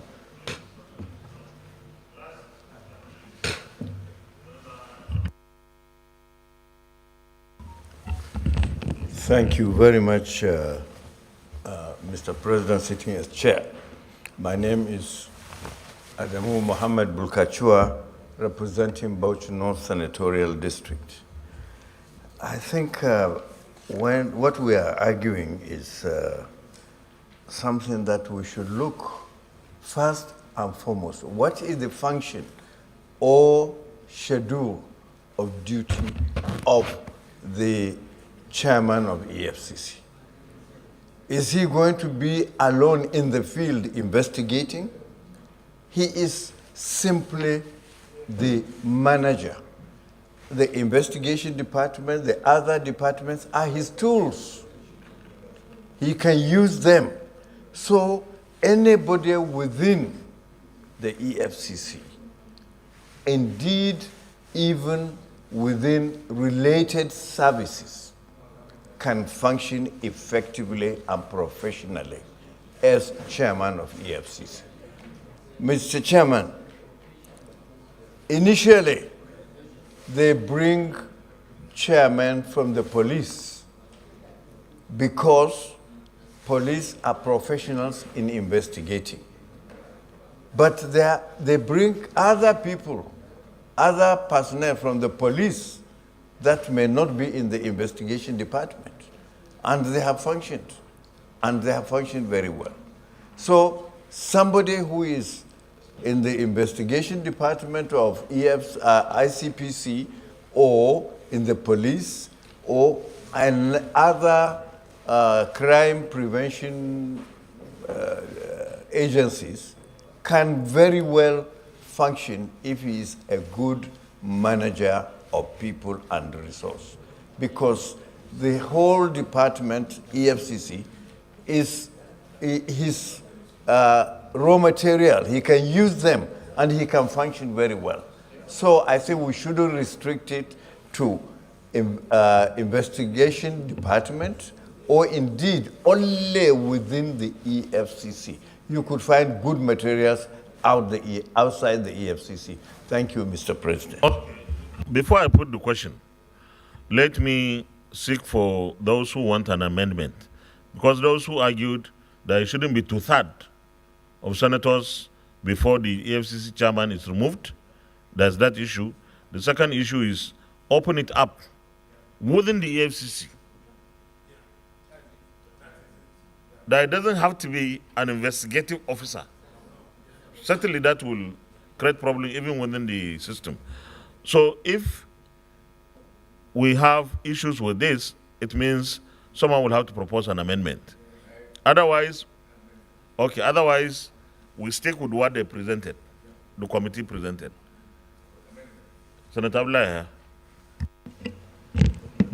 Mr. President, my amendment is in line with the position that our elder brother has suggested.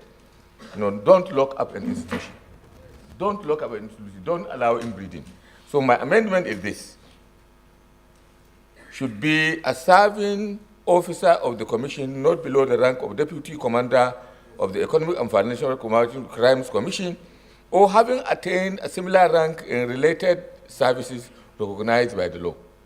No, you are going outside this. I'm going outside, yes. This is my amendment. I'm going outside, allowing everybody within the institution and also outside. I am proposing an amendment. Let me guide you. No. You can vote against it. You can't just, I have to give you information. Yeah, Mr. President, sitting as the chair, I don't know if I can propose the amendment or I need to second that amendment. I'm going to second this amendment with modification. That's what I'm saying. Okay, I rise to second the amendment as proposed by Senator. I rise to second the amendment as proposed by Senator Yaya Abdullahi. I so second.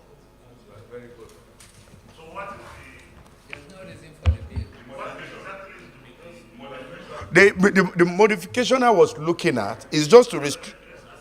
Okay, I know what he said. I perfectly understand what he says. Yeah, he said no. The only addition he has put is not below the rank of anybody who is outside of the, which is the issue they have raised. But what I will look at is that,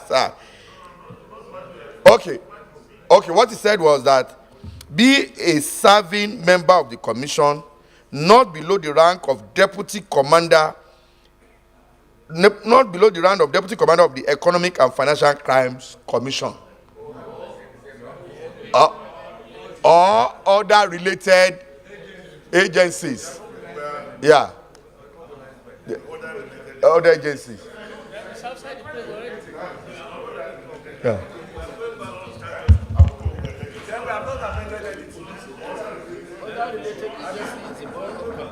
Yeah, that's why I said.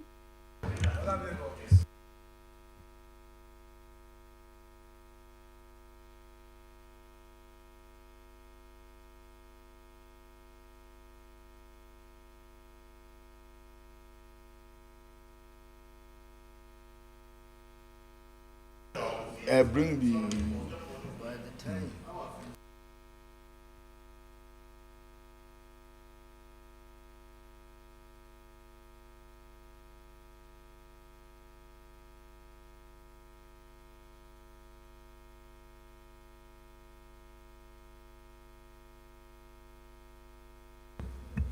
Those in favor that clause 2 as amended stands part of the bill, say aye.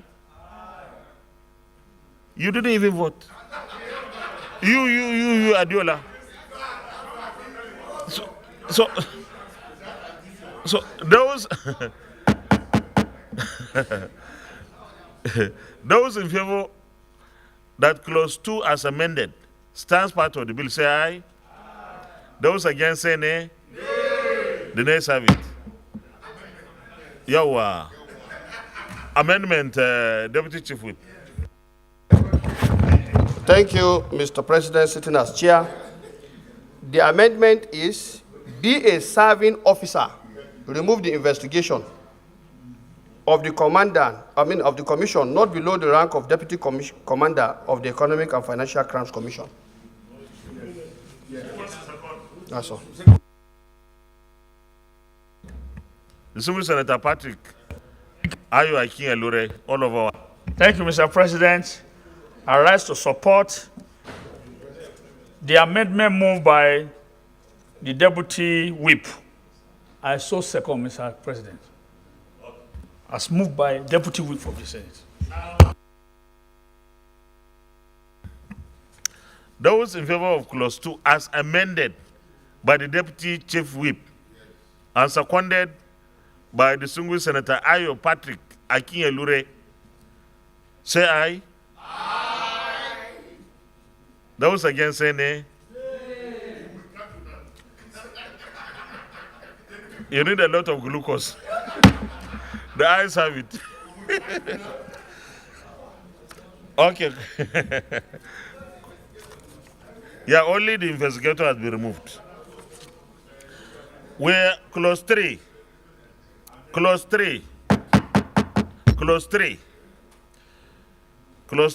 that is where the 2/3 is. Those in favor of clause 3, say aye. Is anybody seeking an amendment? But you didn't say anything. You say only one person say aye. If you don't want it, you shall amend it. Is anybody seeking an amendment? Amendment? No, not to long title. Clause 3. You want to amend it? Okay. Senator Adiola Olamileko. Once again, thank you, Mr. Chairman, Mr. President, sitting as the chair. My amendment will be that page 5, yeah. You're right, sir.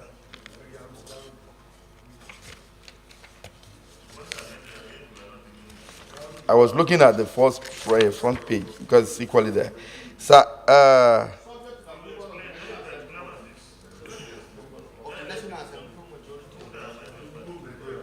page 5.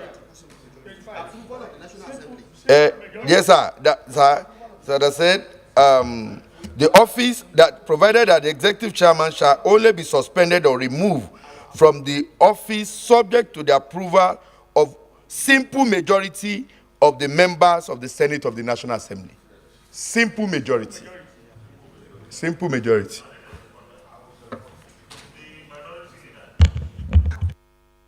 Mr. Chairman, I rise to second the motion as ably moved by my dear friend Solomon Olamileko.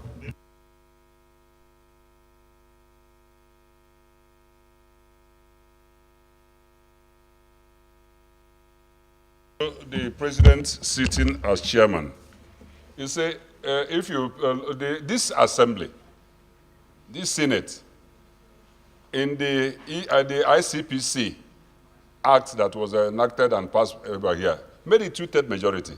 This is a sister association. Is the same thing. So we are just bringing it there to be at par, since there are sister agencies.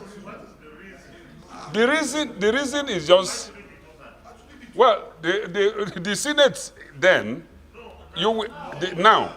So we are saying, what we are saying is that the job, in order to secure the tenure of the chairman to do job very well, you need to give him such a protection, in line with what you have done to ICPC. But if you say now that you are now moving, that the same sister agencies, you are having the other one 2/3 or another one 1/3, so you can do so. You can do so. So if you want to change it from what it used to be with the sister agency, you are free. But what I say that is the same to put them on this at par. Yes.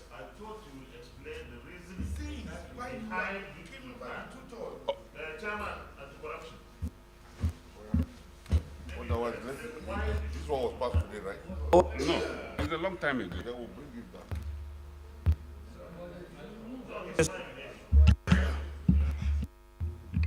Yes, thank you, Mr. Chairman. And distinguished colleagues, I think the interest generated on this bill is heartwarming, considering the efforts that we put in. And I commend distinguished senators for the various contributions. As to the 2/3, I think I will plead with my distinguished sponsor that simple majority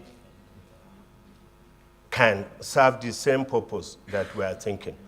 Yes, because if the previous bills that were passed, or what we have as act now, we are taking some years back, in some hush-hush manner, we have given him more thought now to it, and I thank distinguished senators for their contributions. I don't have issues with that. Simple majority, I think, will serve the purpose. Thank you very much. Okay. Mr. Chair, sorry, colleagues. What I was even looking at is, if you check the Constitution, approval of the National Assembly is just approval of the National Assembly. And if you check our rules, we know what approval means. So to my mind, even putting simple majority is even superfluous. We just say subject to approval of the Senate. Because when we come here, just the same way we approve confirmation, that's it. We shouldn't.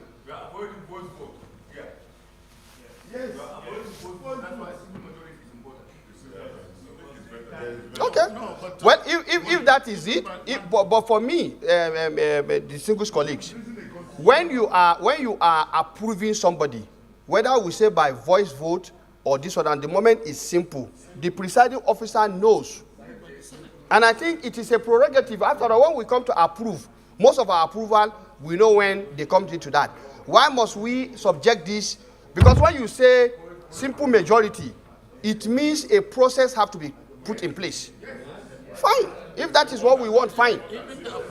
But my thought is that when we say approved by the Senate, it does it. Okay, I deliberately I gave the sponsor of the bill the opportunity to explain. He did his best. The chairman of the Anti-Corruption Committee is with the amendment. But there is an angle to the amendment which the Deputy Chief Whip was trying to raise. But I will put the question now because there was a motion on the floor. So those in favor, that is removing to third, are making it simple majority. I think that is the, yes. So those in favor that clause 3 as amended stands part of the bill, say aye. Aye. Those against say nay, the ayes have it. Clause 4. Sorry? Okay.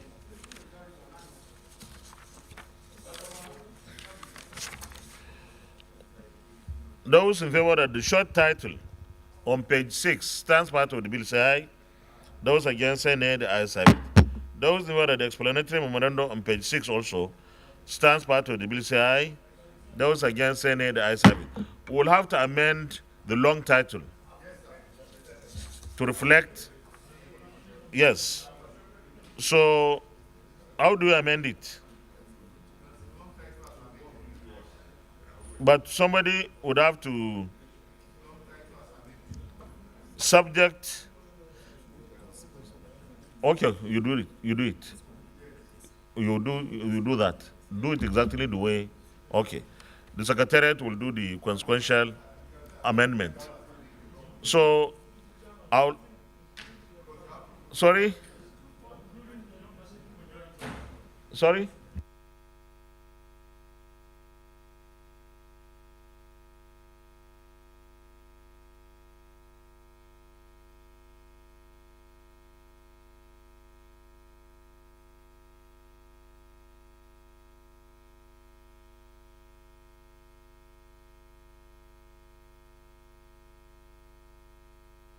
Mr. The Senate revert to plenary for the chair to report progress.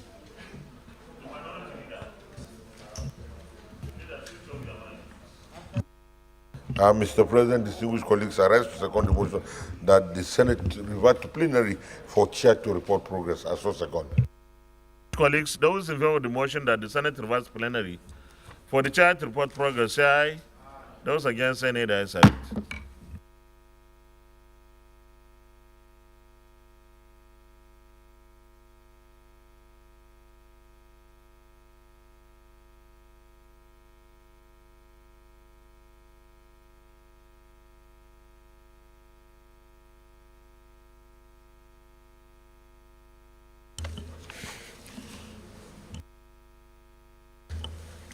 The Senate in the Committee of the Whole considered the report of the Committee on Anti-Corruption and Financial Crimes on the Economic and Financial Crimes Commission, EFCC, Act Amendment Bill 2023 and approved as follows.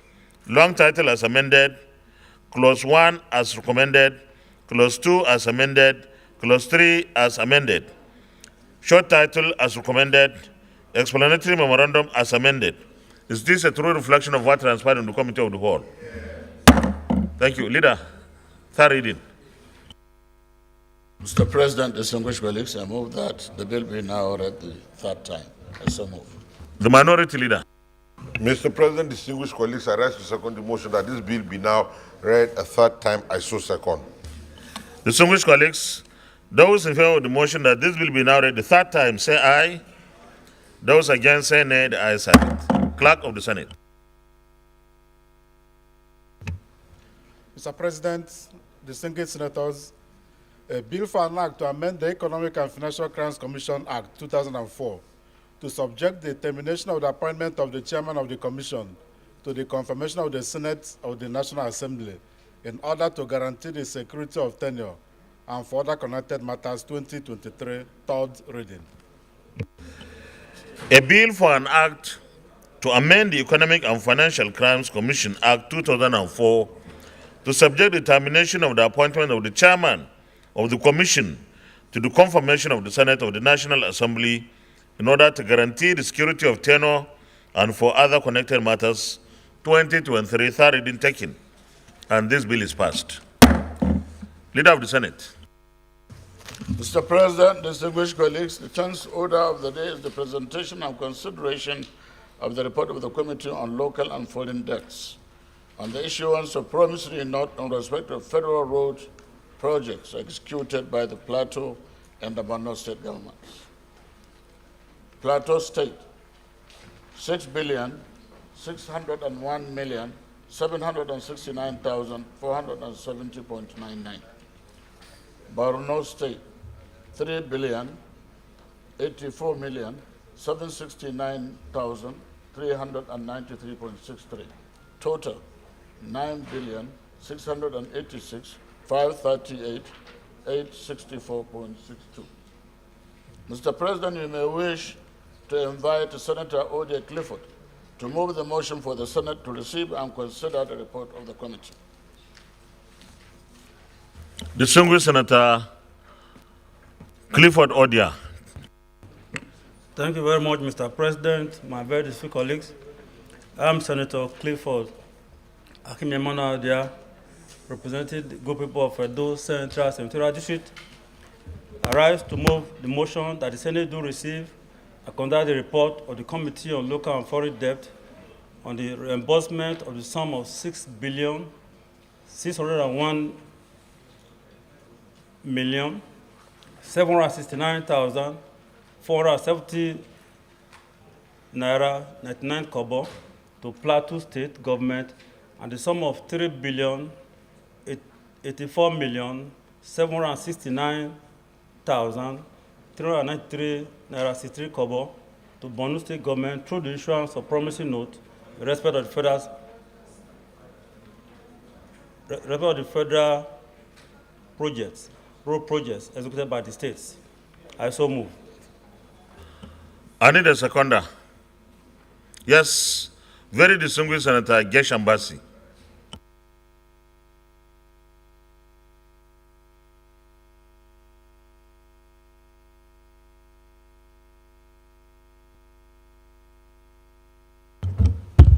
Thank you, Mr. President. Gashambasi, Cross River South. I rise to second the motion moved by Senator Clifford Odia. I so second. Thank you. Distinguished colleagues, those in favor of the motion that the Senate do receive and consider the report of the Committee on Local and Foreign Debts on the reimbursement of the sum of 6,601,769,470 naira 99 kobo to Plateau State government and the sum of 3,084,769,393 naira 63 kobo to Borno State government through the issuance of promissory notes in respect of federal road projects executed by the states. Those in favor of the motion say aye. Those against say nay. The ayes have it. Chairman, you may lead the report, please.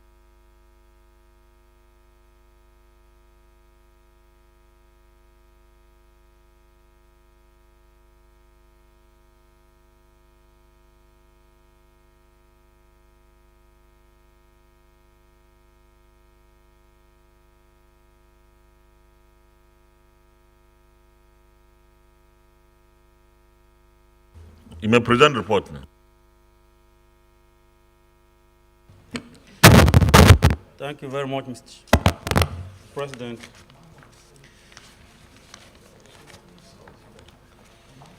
This report is in respect of the promissory note programs and board issuance as referred to Plateau and Borno State government for projects executed by the federal government. This Senate, at its sitting on Wednesday, 5th April 2023, considered the request of Mr. President Commander-in-Chief of the Armed Forces of the Federal Republic of Nigeria on the establishment of the promissory note program and the bond issuance as refund to Borno and Plateau State governments for the projects executed on behalf of the federal government and refer same to the committee for further legislative action.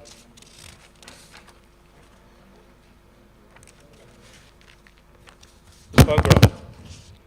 The promissory note program and bond issuance is a financial instrument to clear debts which the federal government is indebted to other government and non-governmental bodies in various sectors of the economy. Specifically, this promissory note and bond issuance is designed to make refunds to two states' governments for projects executed on behalf of the federal government in the formation states of the Federation. I don't know if Mr. President will permit me to go to observations and findings. Please do. Thank you very much, Mr. President.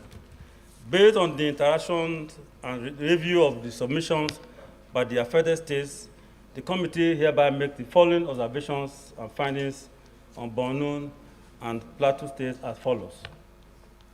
1, that most of the federal roads mentioned were at a deplorable state before the intervention of the state government. 2, that a series of inspections, visits were carried out by the Federal Ministry of Works and Housing on all the federal roads completed by the states and ascertained that the quality of work done have met the required standard. 3, that the state governments duly completed all the projects for which they are seeking for a refund. 4, that the state governments have paid all the contractors that executed the highway projects. 5, that the recommended amount due for reimbursement to Plateau State government is 6,601,769,470 naira 99 kobo. 6, that the recommended reimbursement amount to Borno State government as reviewed by the Bureau of Public Procurement, BPP, is 3,084,769,393 naira 63 kobo for execution of federal road projects by the Borno State government. That the Federal Bureau of Public Procurement has ascertained and certified that due process was followed accordingly. Recommendation. That the Senate do approve the promissory note program and bond issuance to settle outstanding claims and liabilities of two state governments in the sum of 9,686,538,864 naira 62 kobo only. As reference to 1, Borno State, 3,084,769,393 naira 63 kobo, and Plateau State, 6,601,769,470 naira 99 kobo. Conclusion. The committee wishes to express its gratitude to the President and of the Senate, the leadership, and the entire Senate for the confidence reposed on the committee to carry out this assignment. I so submit. Thank you, Chairman. Any comments? Otherwise, we'll go to the recommendation. The recommendation on page 4 of the report, that the Senate do approve the promissory notes program and bond issuance to settle outstanding claims and liabilities of two states government in the sum of 9,686,838,864 naira 62 kobo only. Borno are refunds as refund to Borno State 3,084,769,393 naira 63 kobo. Plateau State 6,601,769,393 1,470 naira 99 kobo, totaling 9,686,538,864 naira 62 kobo. Those in favor of this recommendation say aye. Those against say nay. The ayes have it. Leader of the Senate, concurrence.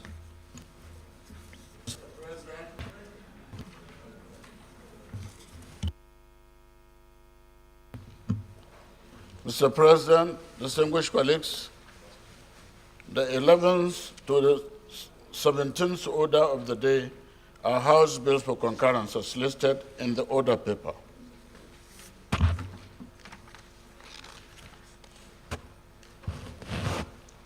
You have all the bills, sir?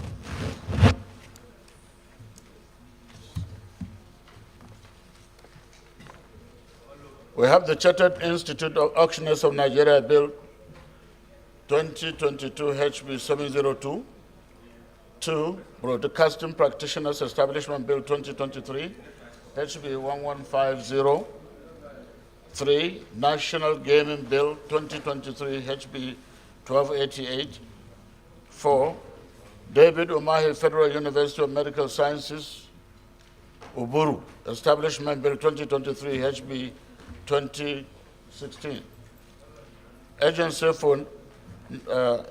for National Ethics and Values Compliance Establishment Bill 2023 HB 242. 6. Chartered Institute of Stockbrokers Repeal and Reenactment Bill 2023 HB 858. And the 7th, the Federal College of Agriculture Gaydam Establishment Bill 2023 HB 1277. The Chartered Institute of Auctioneers of Nigeria Bill 2023 was read the first time on Wednesday, 14th December 2022. This bill seeks to provide for the establishment of Chartered Institute of Auctioneers to provide for the control of its membership and to promote the practice of auctioneers in Nigeria. Broadcasting Practitioners Establishment Bill 2023 HB 1150 was read the first time on Tuesday, 4th April 2023. This bill seeks for Society of Nigeria Broadcasters Act to regulate the profession and practice of broadcasting in Nigeria, set required minimum academic qualification, ethical standard for broadcasters, broadcast journalists, or broadcasting practitioners, and for other purposes connected herewith. National Gaming Bill 2023 HB 1288 was read the first time on Thursday, 2nd March 2023. This bill seeks to repeal the National Lottery Act number 6, 2017 as amended, and enact the National Gaming Act to regulate the operation and the business of gaming in Nigeria and enhance revenue generation for the government of the Federation to complement the funding gap of the Commission. David Umahi Federal University of Medical Sciences Uburu Establishment Bill 2023 HB 2016 was read the first time on Wednesday, 14th December 2022. This executive bill seeks to make provisions for the establishment of administration, and the management of the David Umahi Federal University of Medical Sciences Uburu for the advancement of tertiary learning, especially in medical sciences, and the promotion of scholarships in all fields of human endeavor.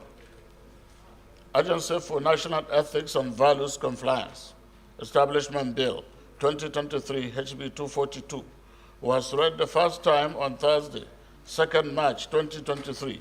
The bill seeks to control and ethical behavior and regulate the enforcement of the national ethics of Nigeria,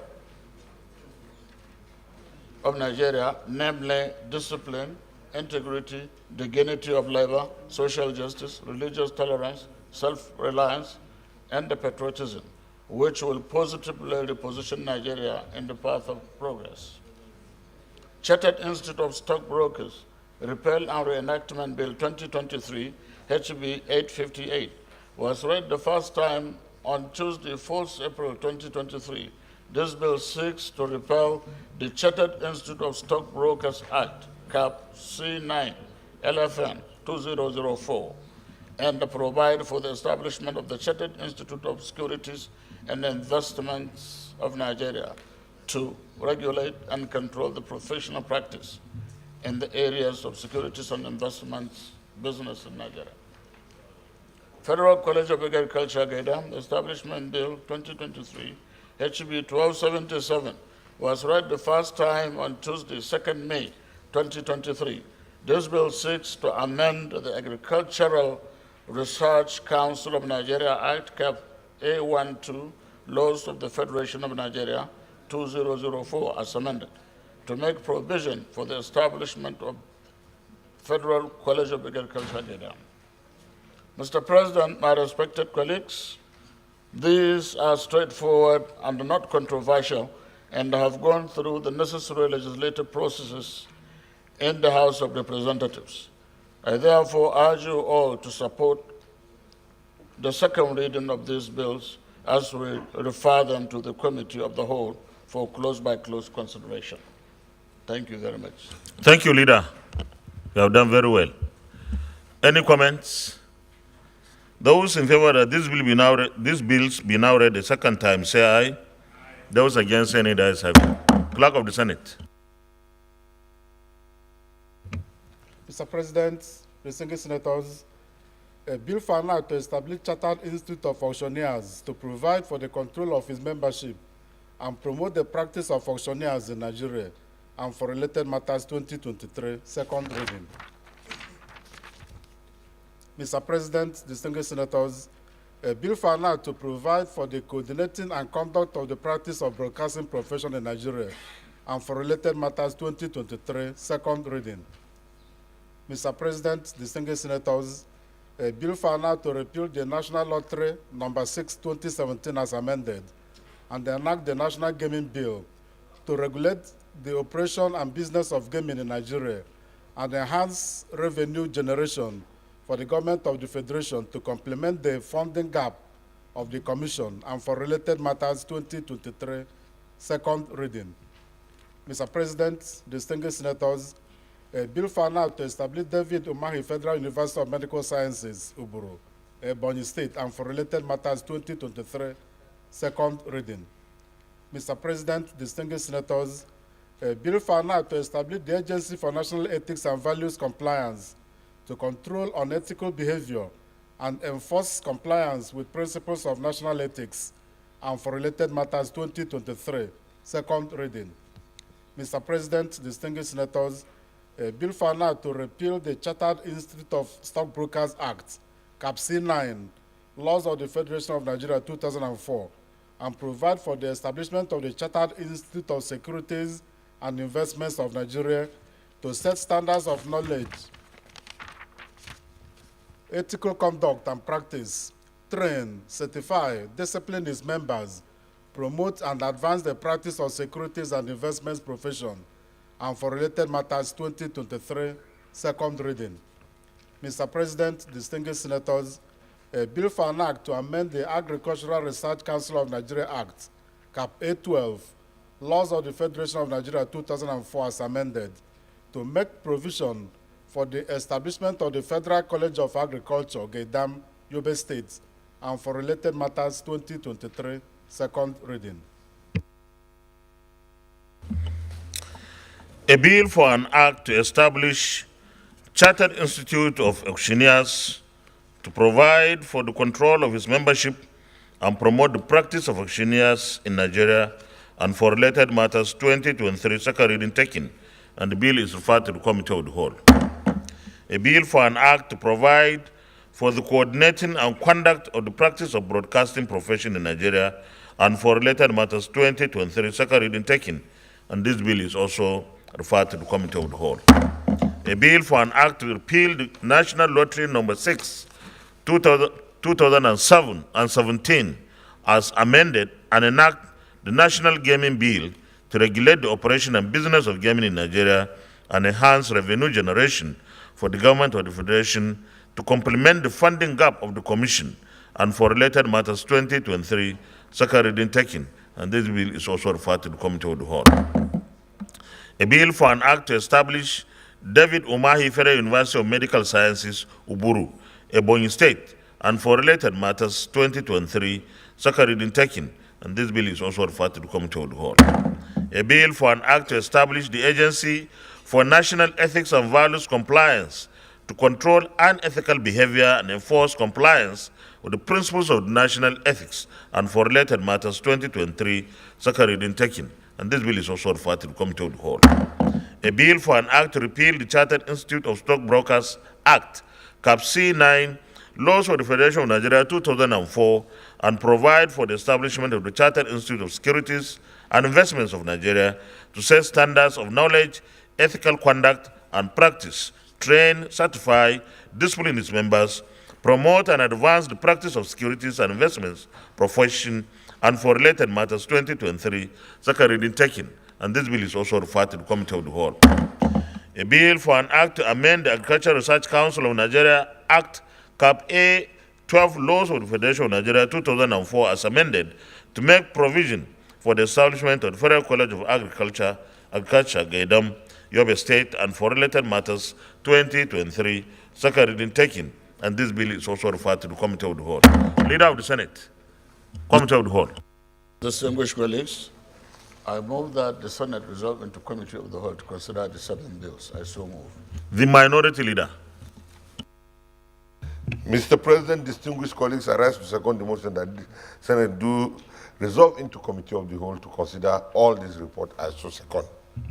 Distinguished colleagues, those in favor of the motion say aye. Those against say nay. The ayes have it.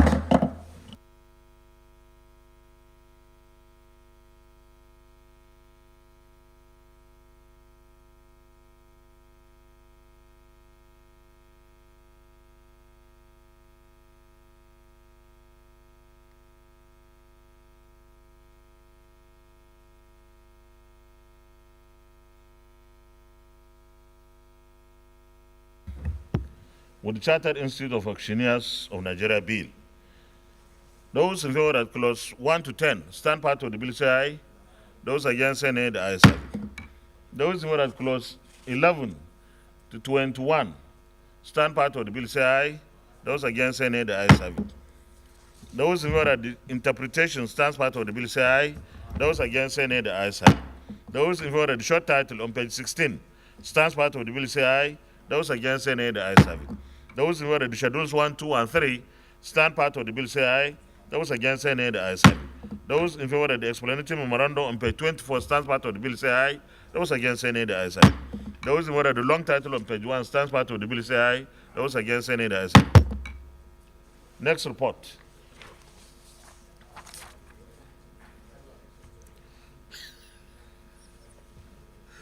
Ba wanda zai kashe ka. The second, former comrade. Broadcasting practitioners, the second report. Those in favor of the clause 1 to 10 stand part of the bill say aye. Those against say nay. The ayes have it. Those who are clause 11 to 22 stand part of the bill say aye. Those against say nay. The ayes have it. Those in favor of the interpretation on page 14 stands part of the bill say aye. Those against say nay. The ayes have it. Those in favor of the short title on page 15 stands part of the bill say aye. Those against say nay. The ayes have it. Those in favor of the schedules 1, 2, and 3 stand part of the bill say aye. Those against say nay. The ayes have it. Those in favor of the explanatory memorandum on page 23 stands part of the bill say aye. Those against say nay. The ayes have it. Those in favor of the long title on page 1 stands part of the bill say aye. Those against say nay. The ayes have it. Next report.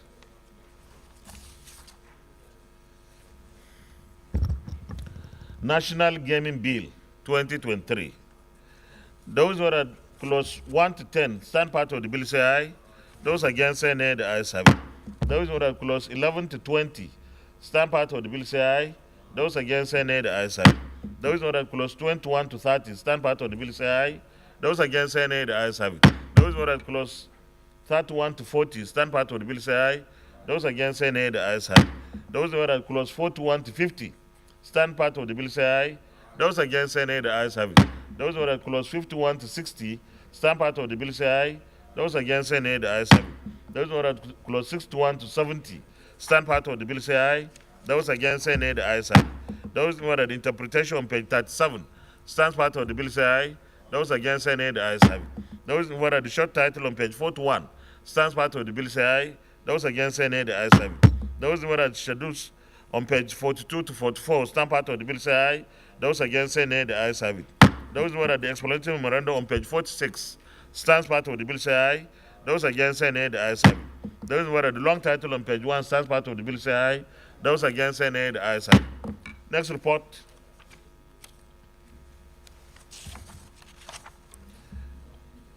David Umahi University. Those in favor that clause 1 to 10 stand part of the bill say aye. Those against say nay, the ayes have it. Those in favor that clause 11 to 23 stand part of the bill say aye. Those against say nay, the ayes have it.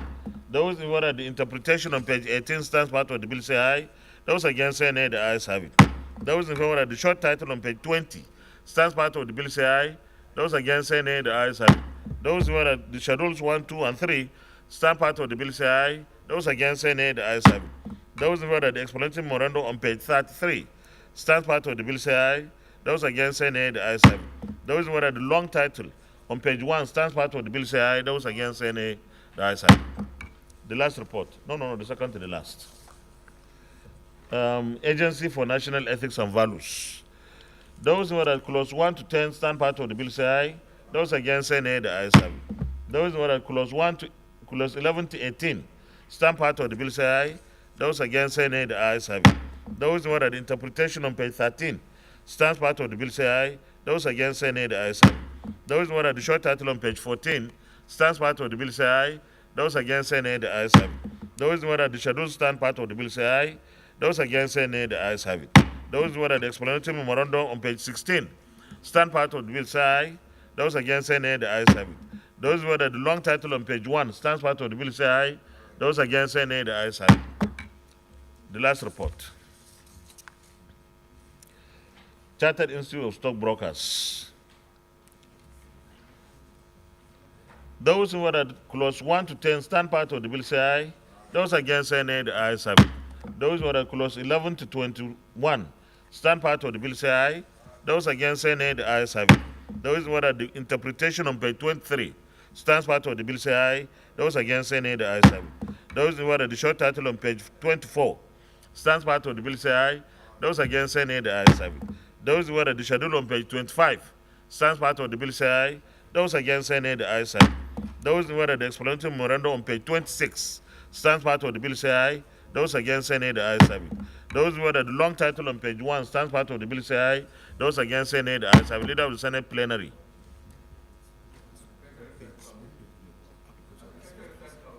You didn't include it here. Where is it? It's not here. Is it the one? Well, give me if you don't have. How many clauses?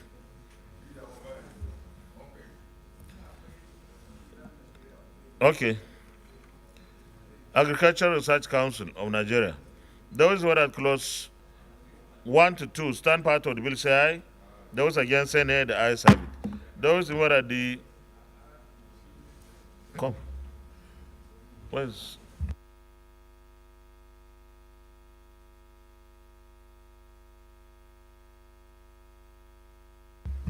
those who are at the short title stand part of the bill say aye. Those against say nay, the ayes have it. Those who are at the explanatory memorandum stands part of the bill say aye. Those against say nay, the ayes have it. Leader of the Senate, explanatory plenary, please stop disturbing the princess.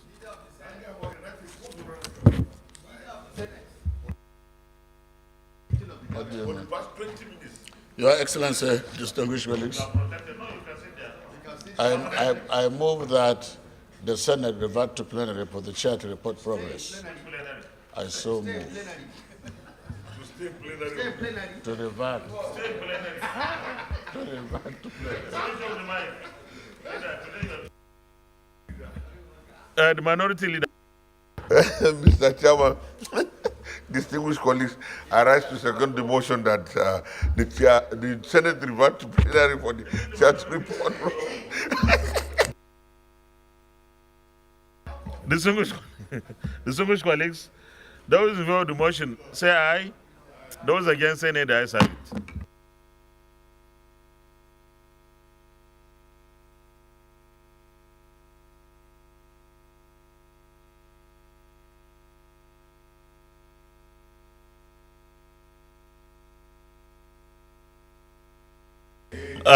Chief Whip, Senator Smart Ademi is making noise, please.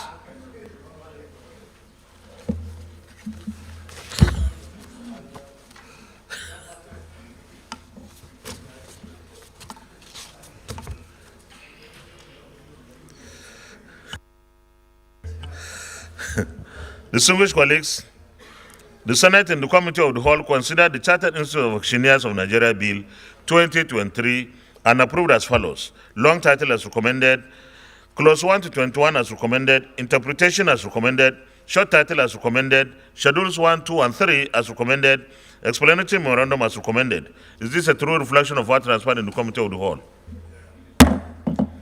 Thank you. The Senate and the Committee of the Whole also considered the Broadcasting Practitioners Exception Bill 2023 and approved as follows. Long title as recommended, clause 1 to 22 as recommended, interpretation as recommended, short title as recommended, schedules as recommended, explanatory memorandum as recommended. Is this a true reflection of what transpired in the Committee of the Whole? The Senate and the Committee of the Whole also considered the National Gaming Bill 2023 and approved as follows. Long title as recommended, clause 1 to 70 as recommended, interpretation as recommended, short title as recommended, schedules as recommended, explanatory memorandum as recommended. Is this also a true reflection of what transpired in the Committee of the Whole? The Senate and the Committee of the Whole also considered the David Umahi University of Medical Sciences Uburu Amendment Bill 2023 and approved as follows. Long title as recommended, clause 1 to 23 as recommended, interpretation as recommended, short title as recommended, schedules as recommended, explanatory memorandum as recommended. Is this also a true reflection of what transpired in the Committee of the Whole? The Senate and the Committee of the Whole also considered the Agency for National Ethics and Values Compliance Establishment Bill 2023 and approved as follows. Long title as recommended, clause 1 to 18 as recommended, interpretation as recommended, short title as recommended, schedules as recommended, explanatory memorandum as recommended. Is this a true reflection of what transpired in the Committee of the Whole? Thank you. The Senate and the Committee of the Whole also considered the Chartered Institute of Stockbrokers repealed and reenactment Bill 2023 and approved as follows. Long title as recommended, clause 1 to 21 as recommended, interpretation as recommended, short title as recommended, schedule as recommended, explanatory memorandum as recommended. Is this also a true reflection of what transpired in the Committee of the Whole? Lastly, the Senate and the Committee of the Whole also considered the Federal College of Agriculture Gaydam Establishment Bill 2023 and approved as follows. Long title as recommended, clause 1 to 2 as recommended, short title as recommended, explanatory memorandum as recommended. Is this also a true reflection of what transpired in the Committee of the Whole? Leader of the Senate, third reading. Mr. President, distinguished colleagues, I move that the 7 bills be read the third time. I so move. The minority. Mr. President, distinguished colleagues, I rise to second the motion that these bills be now read the third time. I so second. Distinguished colleagues, those in favor of the motion that the Senate, this bill be now read the third time, say aye. Those against say nay. The ayes have it. Clerk of the Senate. Mr. President, distinguished senators, a bill for an act to establish Chartered Institute of Auctioneers to provide for the control of its membership and promote the practice of auctioneers in Nigeria and for related matters 2023, third reading. Mr. President, distinguished senators, a bill for an act to provide for the coordinating and conduct of the practice of broadcasting profession in Nigeria and for related matters 2023, third reading.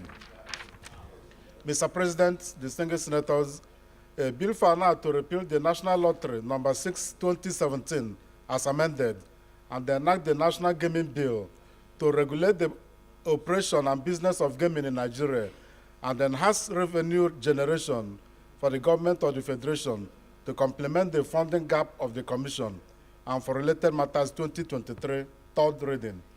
Mr. President, distinguished senators, a bill for an act to establish David Umahi Federal University of Medical Sciences, Uburu, Ebonyi State, and for related matters 2023, third reading.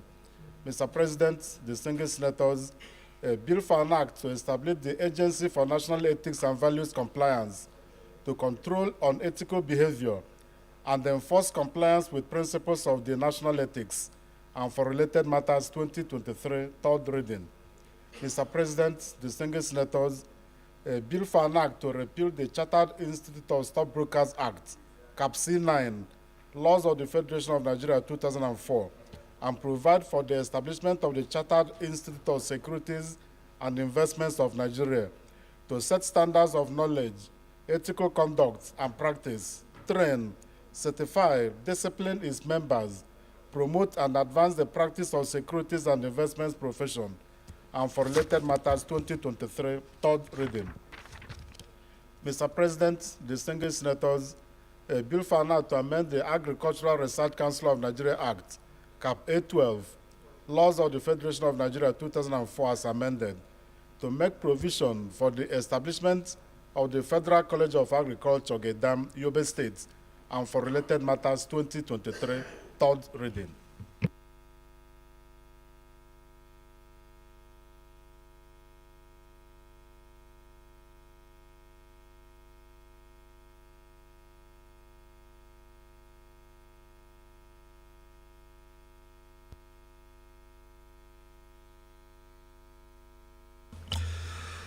Distinguished colleagues, a bill for an act to establish Chartered Institute of Auctioneers to provide for the control of its membership and promote the practice of auctioneers in Nigeria and for related matters 2023, third reading taken, and the bill is passed.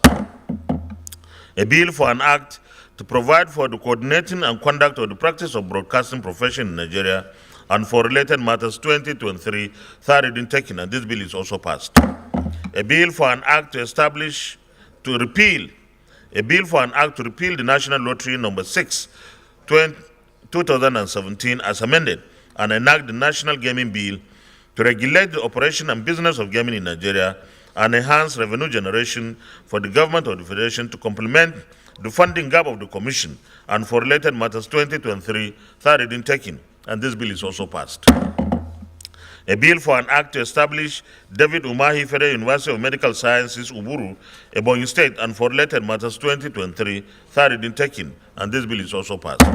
A bill for an act to establish the Agency for National Ethics and Values Compliance to control unethical behavior and enforce compliance with the principles of national ethics and for related matters 2023, third reading taken, and this bill is also passed.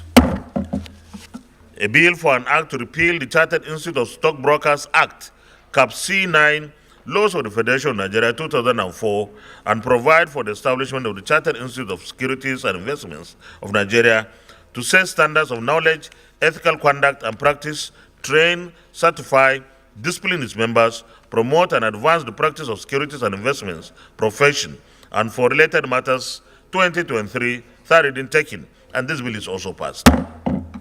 A bill for an act to amend the Agricultural Research Council of Nigeria Act, Cap A12, Laws of the Federation of Nigeria 2004 as amended, to make provision for the establishment of the Federal College of Agriculture, Gedam, Yobe State, and for related matters 2023, third reading taken, and this bill is also passed.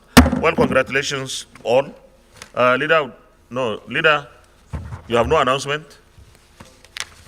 Huh? You are his day. All of a sudden you turn a stammerer. Okay.